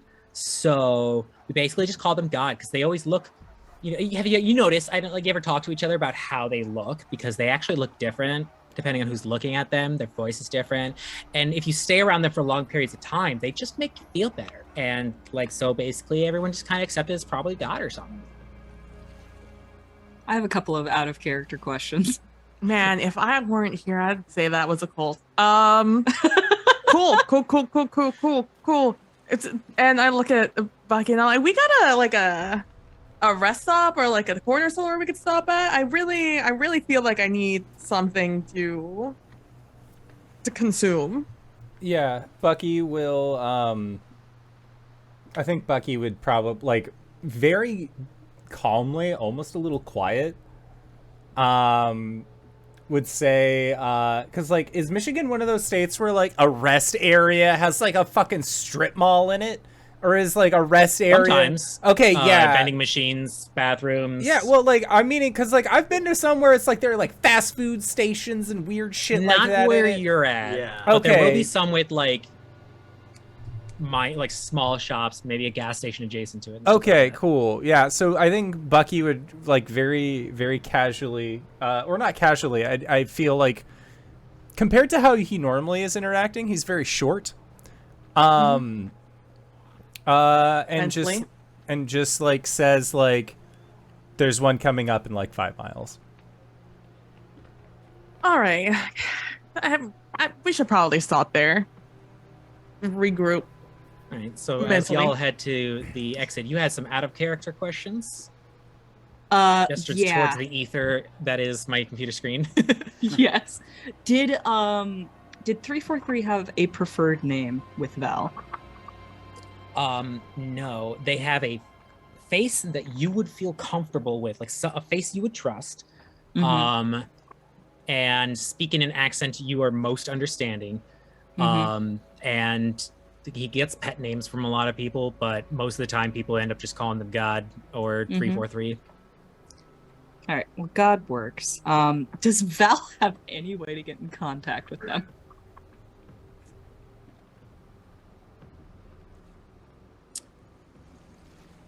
No, but Val would have experience with how they kind of show up, like whenever they kind of need to. And so your safest bet would be somewhere where there are no other witnesses, like just you and the allies kind of thing, not in public, not in a moving vehicle, because it'd be weird if they just like stood there and you just passed through them for a quick second. They're like, but yeah, they seem to be able to like pop in on people whenever they are like stationary and secluded. Okay. And so as we're moving through the next 5 miles, Klifton will be like, Claire Durst, what other SCPs do you know?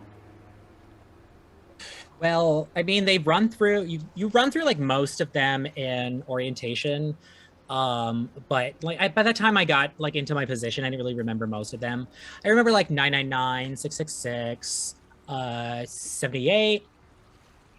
Some of the proposals for 001, but I don't have the clearance to like actually know what it does. orientation? Well, like I oh my god. So I actually totally like wasn't a scientist before we got here.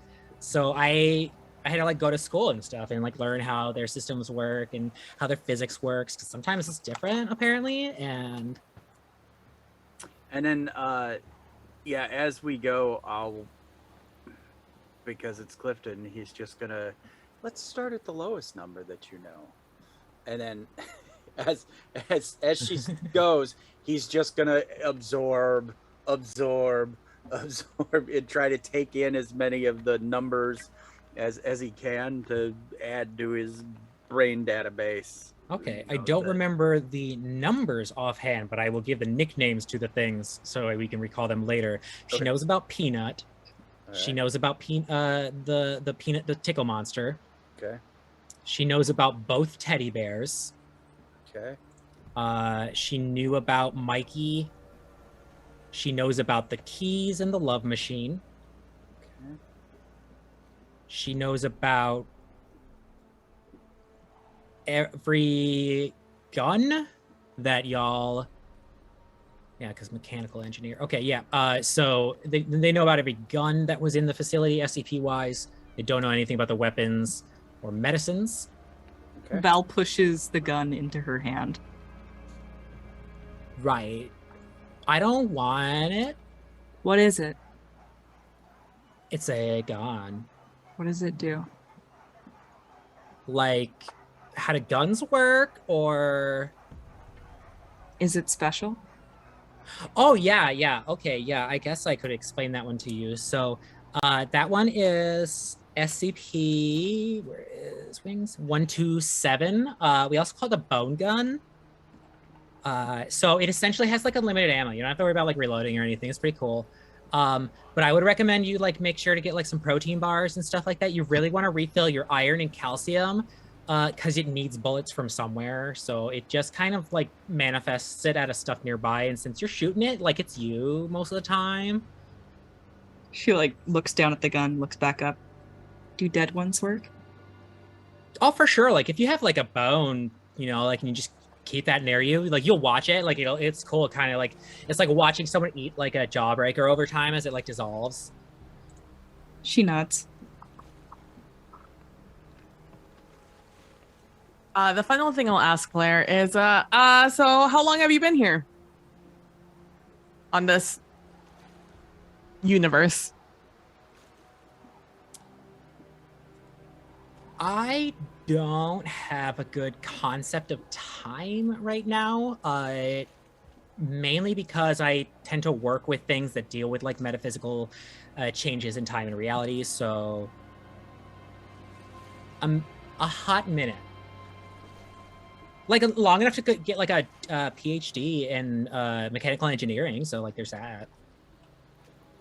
I don't know how long it takes in this. I don't know if like colleges are different in different universes, but. Cool.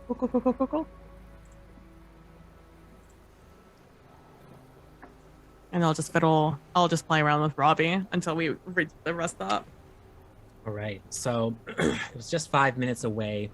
Bucky pulls in to the rest stop, and as everyone kind of like gets up to like stretch their legs and stuff, Claire steps out first, and before Bucky can open their door, they will put their hand on the door itself, and just while facing outwards away from the truck, they kind of speak softly. Thanks for coming back for me. And she like goes into pee. Bio breaks. Yeah, I think the four of you alone in the car. I think Bucky just sort of like nods. And like there's just like, yeah, of course. Why wouldn't I? And Claire leaves to go bio break, and Bucky I think he just sort of like we gotta fill it. Klifton, Maggie, if one of you want to get some oil, this thing's been running a little hot, we can make sure that it's taken care of. And he seems very in his own head about things. I'll look over at Klifton, because he's always been our finesser. I'll be like, think you can get us some oil? I will see what I can do. Take the new And girl. Yeah, go take Val. Looks like she's a little green behind the gills. She's poking at Robbie. Let us shop. I was expecting you to be like poking a vending machine where it's like the candies inside the glass and you're like, how please. Yeah. Yes. Let us. I'll show you how we barter and such. I don't have money. That's fine. We'll figure something out. And so Val and Klifton step out of the vehicle and begin their quest for oil. I'll look over to let's just pretend there's like a small hill or a mound near this rest stop that I'm just gonna point out and be like, that looks like a good place to stretch our legs, huh? Bucky is like just gas into like the gas pump into the thing, clicks it so that way it turns off on its own, and I think he just sort of nods and is like, just very quietly we'll walk towards said hill. And Maggie will like just twist and stretch and all of that, and it's like pretty wild, right? Why does God want us to... Does God want us to keep the hand, or does God want Val to keep the hand? I think I don't... I think the hand is just to sow chaos within the SCP organization. The more golems that are out, the more they have to have their hands full. I mean, you heard the guys down in the tunnel. They're here, so no one else has to be bothered by it. So I think it's just a distraction. Kind of like this. I will say you don't need an insane recall because it was just a little bit ago, but you do remember that Claire said essentially 343's last instructions to Val and them were that all of the next pieces would be with y'all once you gathered.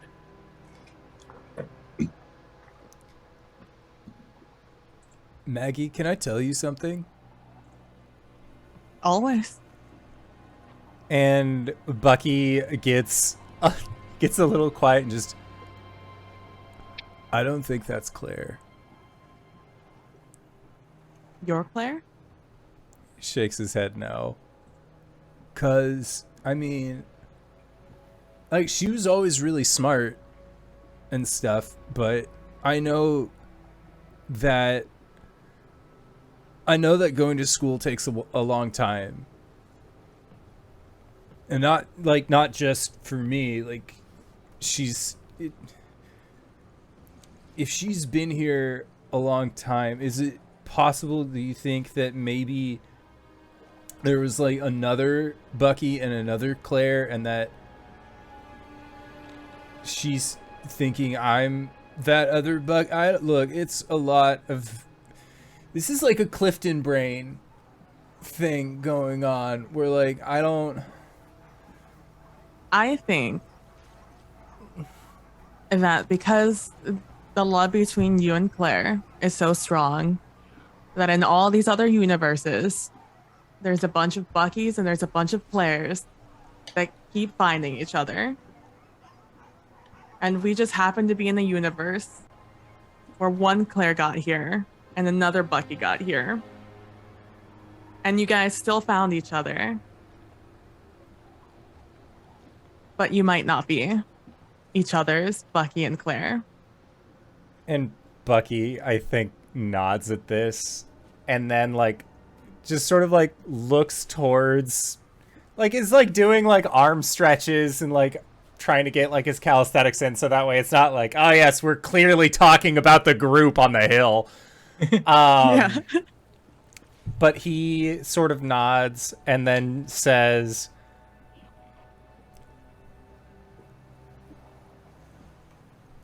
I know that I went through a lot to make sure that she was okay. But it just feels off.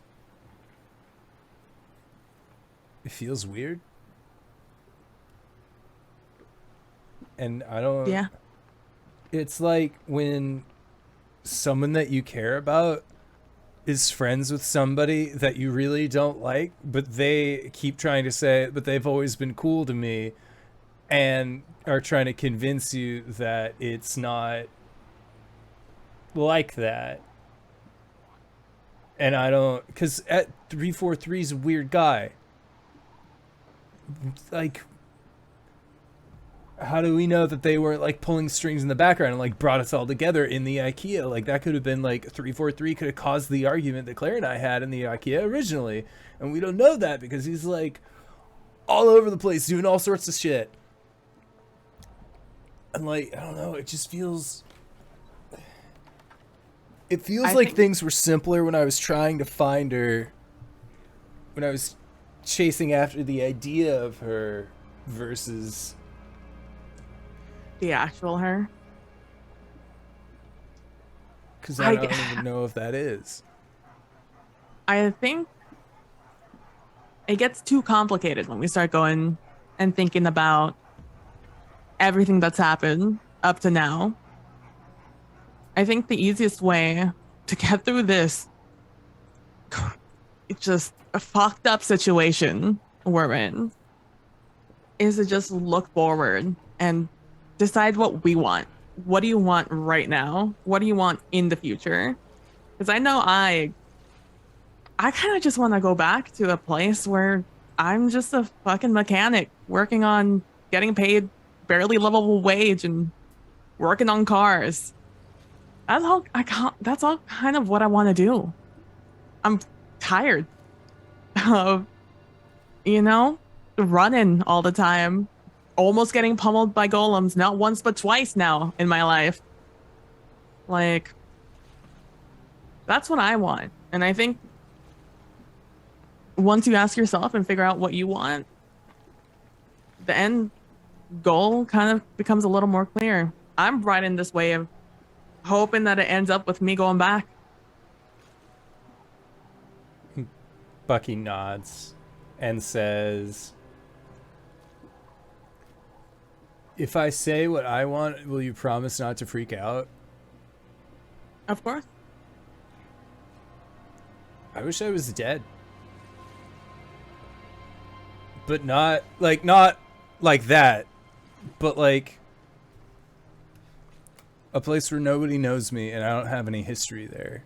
I don't know anybody and nobody knows me. They're not associating me with my grandpa, or they're not associating me with anything. I can just sort of... A fresh start? Yeah. I like cars. I liked working on cars with you. I mean, if we get a choice, you're welcome to come hang out at my place if I get back to my universe, or wherever. I don't really have a huge attachment to my world. Except things were a little less weird. Things here are a little just skewed off to the side. And Bucky, I think, just like quietly nods. But yeah, you've always got a room with me. And he just says thanks, and then says, we should probably get like snacks or something. Yeah, I'm fucking starving. We didn't have a big breakfast. We didn't have a big breakfast, and then we broke out of prison, and I don't even know what my body count is at right now. Do the IKEA monsters count as bodies? No, absolutely not. No, I wouldn't count them. Okay, cool. Cool. Do you think they and have I'll teach you how to get some stuff out of the vending machine by hitting it the right way. Okay. All right.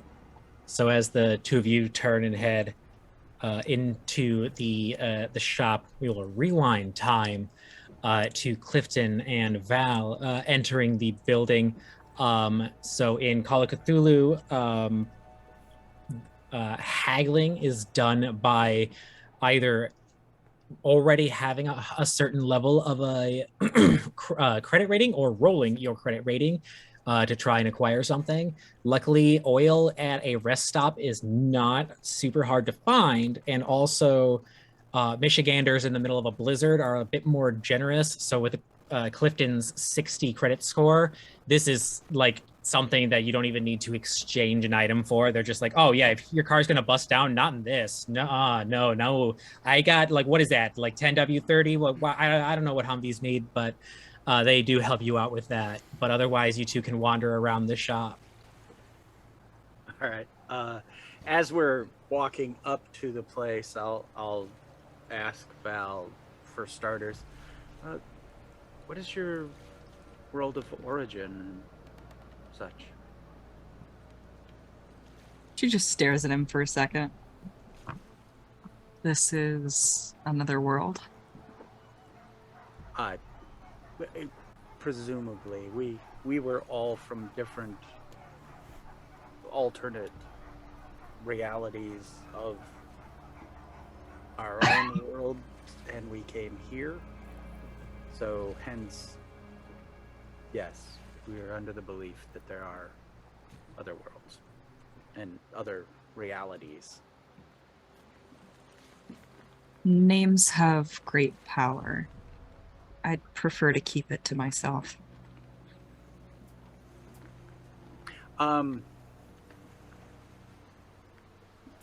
Does Val have any distinguishing marks, tattoos, whatever? No tattoos or anything, but they are remarkably pale. Not, oh, what is the word for it? It's not albinism. It's, I've got a note here somewhere. Starts with an S. Scottish skin. Something close to that. It's Irish, essentially albinism, but without like the pale eyes. It's partial albinism. And then, I mean, is there anything that would mark her as coming from the same place as Revna? Like you said, they have like hair clips or little wing things. I know they're wearing a hoodie, but breeches, pants, shoes, anything else that Klifton could, put together? That's a good question. With the total recall and everything. Yeah. She is not wearing or exhibiting anything directly connected to Revna. All right. And then I will so we haven't seen the hand and or the jar, and you haven't talked about that to us, right? Well, she admitted to having it. Oh, okay. All right. And then I will use a word that Revna used at some point, like a curse or something, and I will recall that and say it and look at Val's reaction. Okay. Would Val be trying to hide their reaction to that in any way? Or I think so. Okay, so then you go ahead and give me your choice of stealth or fast talk versus Klifton's psychoanalysis. All right. Since they are the one instigating, if you tie in success levels, they win. But otherwise, if you have a more extreme success than Klifton, they read nothing. Sure thing. 39, almost 15. a half. So. All right, so you have a regular success, Klifton, and then Val. Mine is a failure, but I did roll super low. Nice.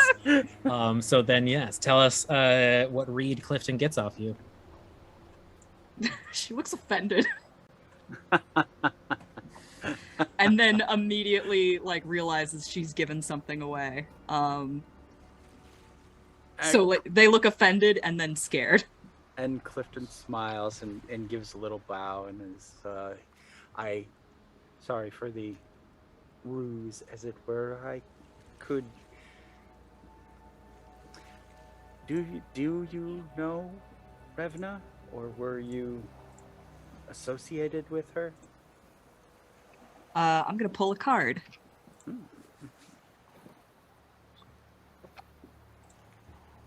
That's a success. This has the potential to hurt me, but it does not. All right. My question is, can I trust him?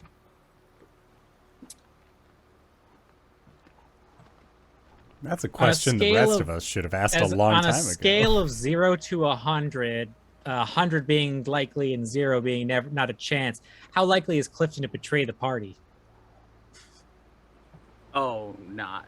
But yeah, like 106, not going to ever. He's, 0 being not likely. Yeah, then 106, negative. Absolutely happening. You have already been betrayed. No, probably, neg 27. Okay. There's no way he would never screw them even to save himself. He would go down before he let them, he would try to get them home and stay. Yeah, so then to answer your question, yes, you can trust Klifton.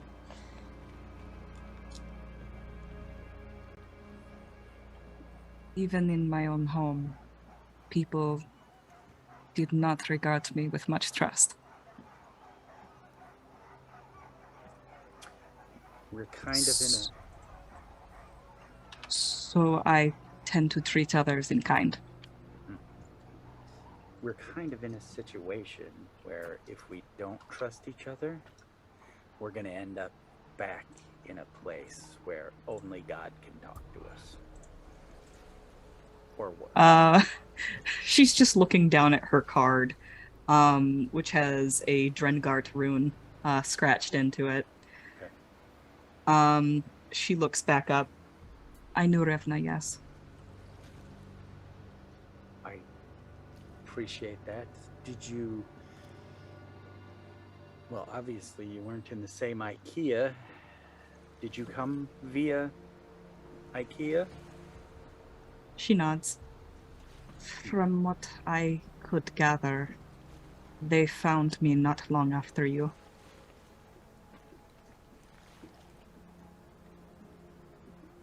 And Klifton's like, filing data, and it's just, you could see, like, if we were to jump into the Mind Palace, it's like book. He's just trying to think of the putting all the bits and bobs together. And is there anything that 343, not God, elaborated to you that may save us or help us? They have been as confusing to me as to you, I think. But they told me I had to find the Wanderer. But no, they didn't tell you who said Wanderer was. She shakes her how head. to find them. I have my ways of knowing.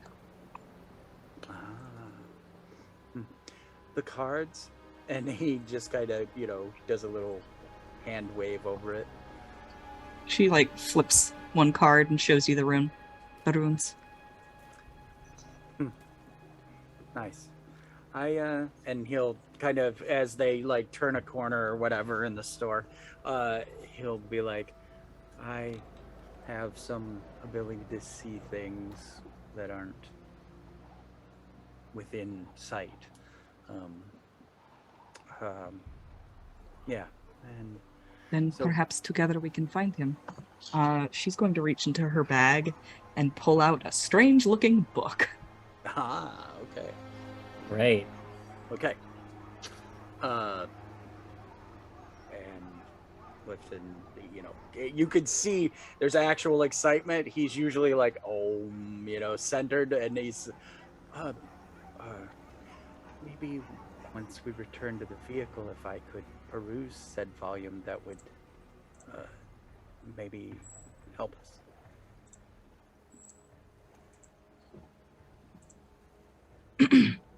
You don't get car sick?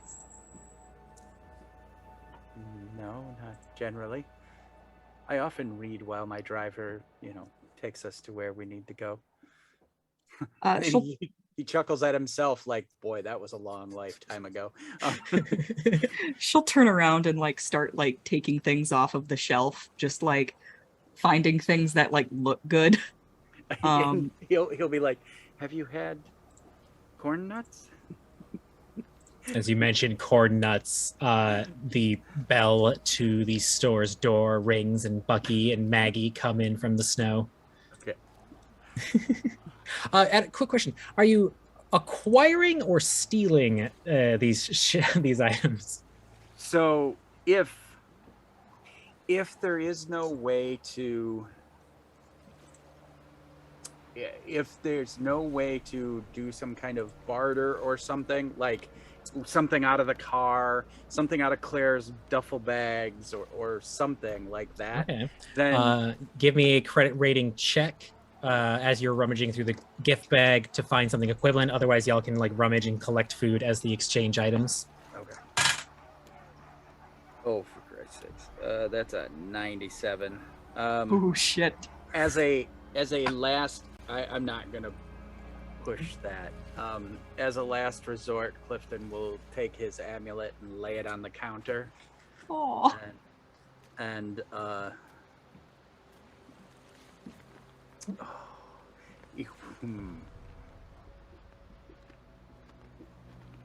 Yeah, he'll lay it on the counter and say, this is my most prized possession. It is most dear to me. But we need to get where we're going. All right, give me a charm check, and it'll be versus the store clerk's appraisal. Don't worry. Okay.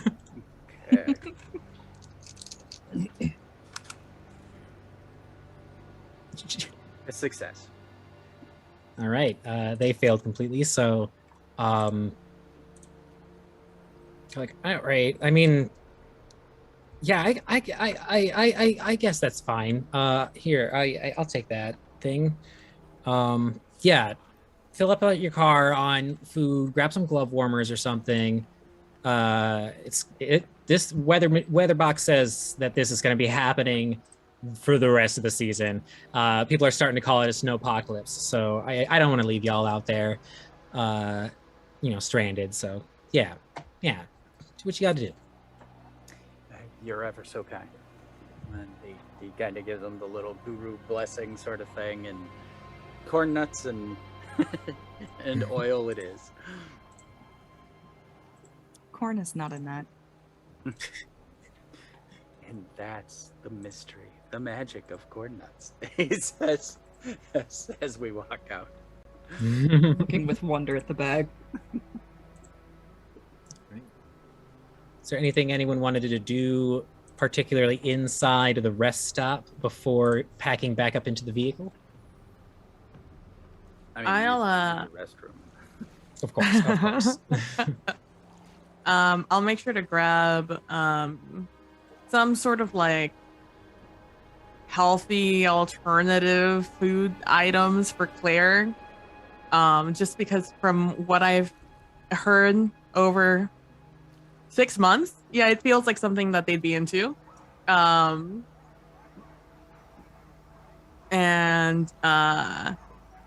some like extra like chocolate.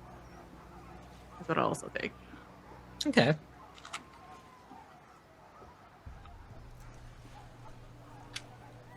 What about you, Bucky? Did you need to grab anything? I feel like Bucky is going to grab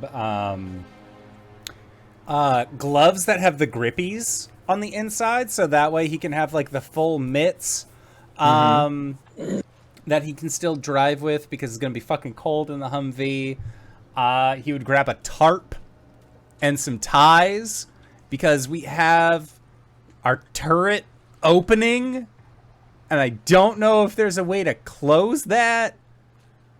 Oh, it's just a simple metal latch. Oh, that locks. okay. Technically, Val can sit just like squeeze in between everyone, but every time you made a dangerous maneuver, Val would go flying around in the vehicle. Yeah, okay, never mind on that one. So I want the grippy gloves. And I think that he will probably just like grab a sandwich, maybe some Skittles. Like he doesn't like take. He never takes very much. He doesn't want to inconvenience people. Yeah. Klifton had a hard time finding anything he could eat, but you can kind of tell that the corn nuts are like his cheat on the on his yoga life. He would grab a bag of bugles, but he would call them witch fingers. Nice. All right. So the party gathers back into the vehicle, and Bucky, or y'all refill the oil from that, and then Bucky takes the vehicle out on the road. The emergency light is now off. Claire's in the car, right? Shit! Oh, no. Yeah. Everyone piles. Okay, cool. Val, did you want to do something with the book before the party arrived at the next location?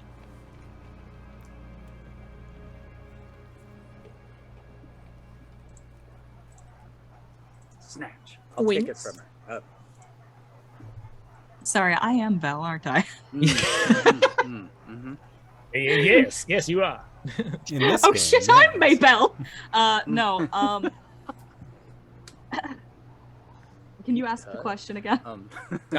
You mentioned doing something with the book in the shop. Did you want to do that before arriving at the next location? Right. I showed it to Klifton. When we get in the car, I'm gonna pass it over to him for some light reading, All right, and also like stare over his shoulder.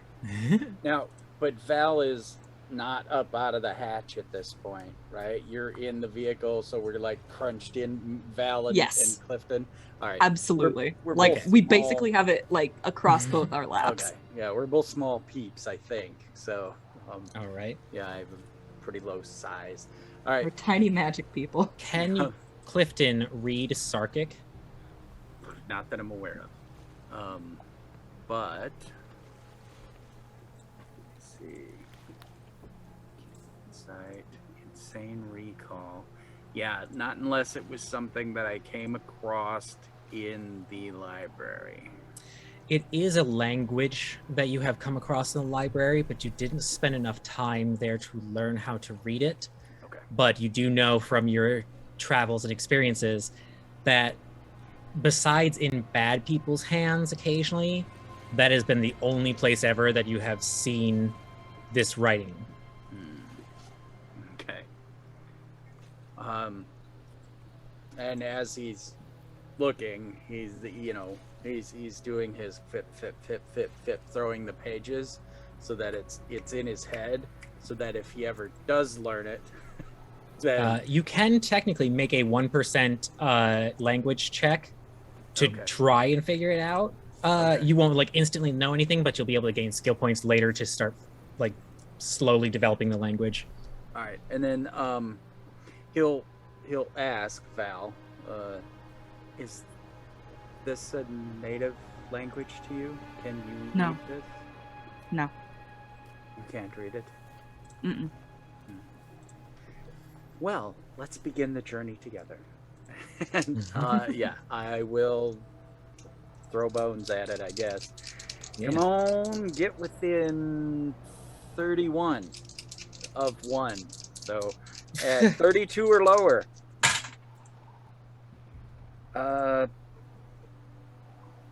Burn the books in Cthulhu. Always burn the books is the rule. But I'm gonna push on that and try again. Still not within 30. All right. All right. So Uh-oh. Yep. first off, we'll do the mechanic stuff first. Add 5 points to your Cthulhu Mythos, Okay. and take away 5 points of sanity from your maximum. All right. As you stare at this book for a very long time, trying to figure out some sort of pattern or system to start off understanding the language. And the more you theory craft and try to understand it, the more sick you felt, the more violent you felt. And you had to snap the book shut and shake your head away to come back out of like the weird trance you started to fall into. And just real quick, mechanically, my current sanity can't be above my normal sanity. Your sanity is going down by 5. Right. So hence that drops, but my current then should also drop 5 points. Yep.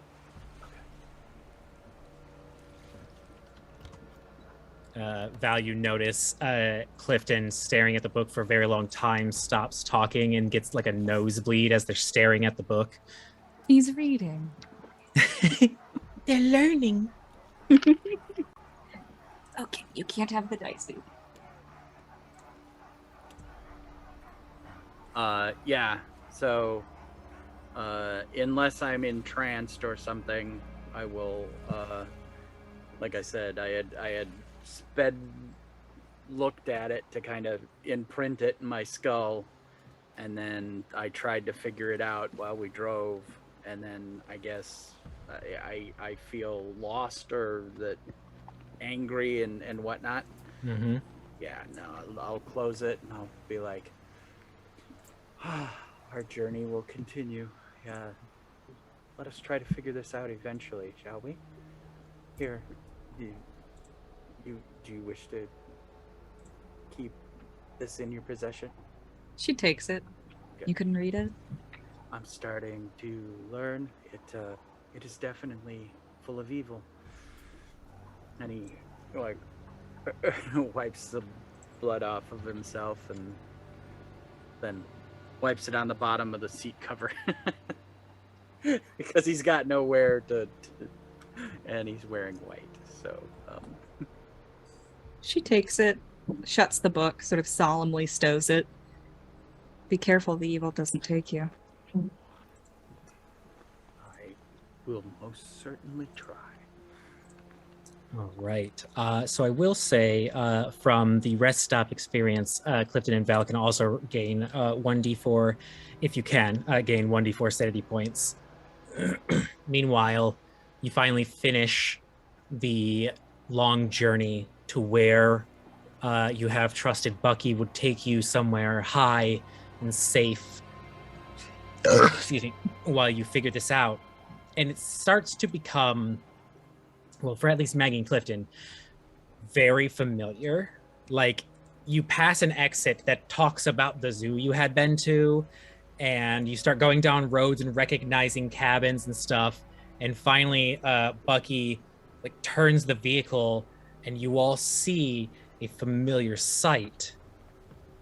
The lake that you had recently struggled at, well, 6 months ago. And there are 2 people that look exactly the same, talking to each other. One has a notepad, the other one seems to be listing something off. And as the vehicle comes to a stop, you all recognize it as 343, but also 343. And that is where we will end tonight's session. What's going on in this goddamn game? I fucking love this so much. Media, thank you so much for running this game. I am having an absolute blast, but I always have a blast whenever you're on the channel. Where can we find you? What do you do? That's a fantastic question, everybody. Hello, I am Mediaflare. You can find me on Twitter or Twitch at Mediaflare. I do a little bit of streaming and tabletop nonsense. I am also a voice actor.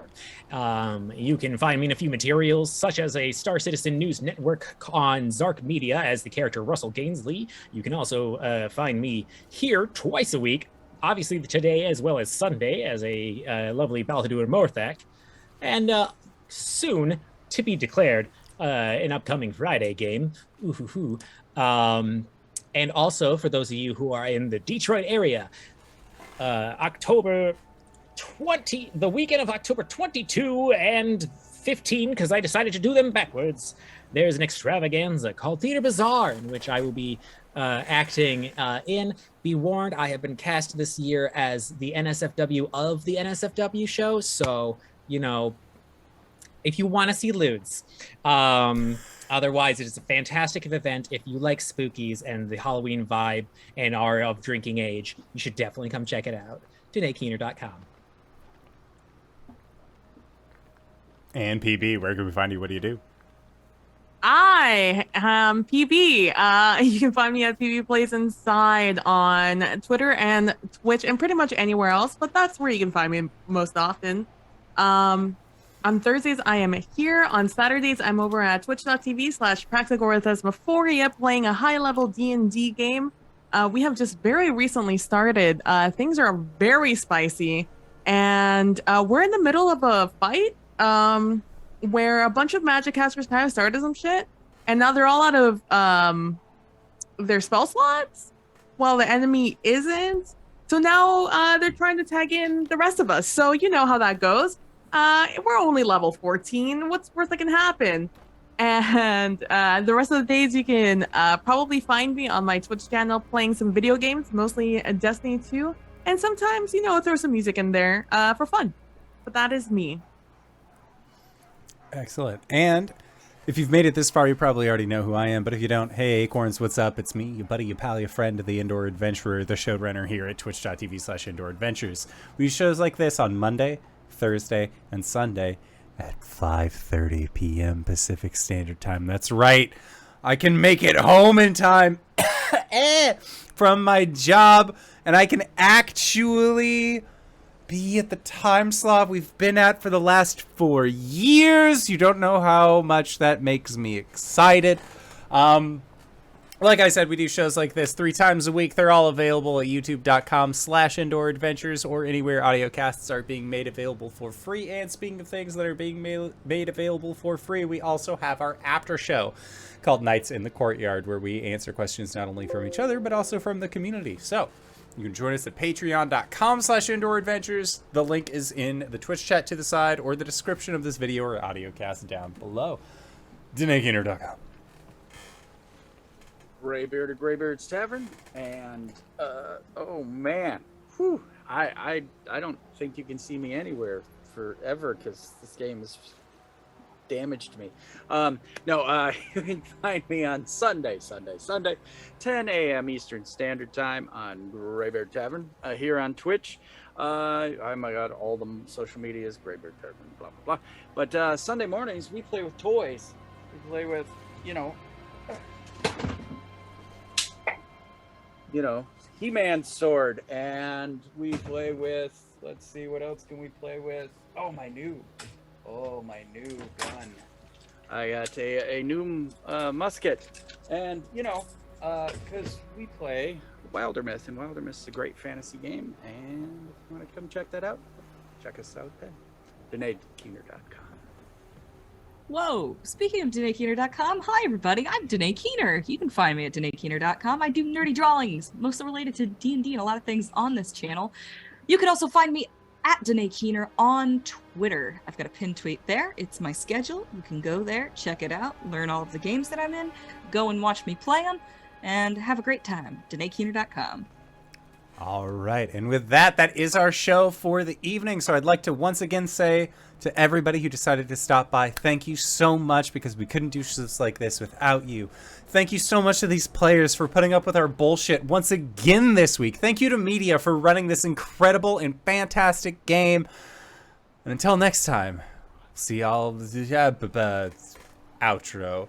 Bye, everybody!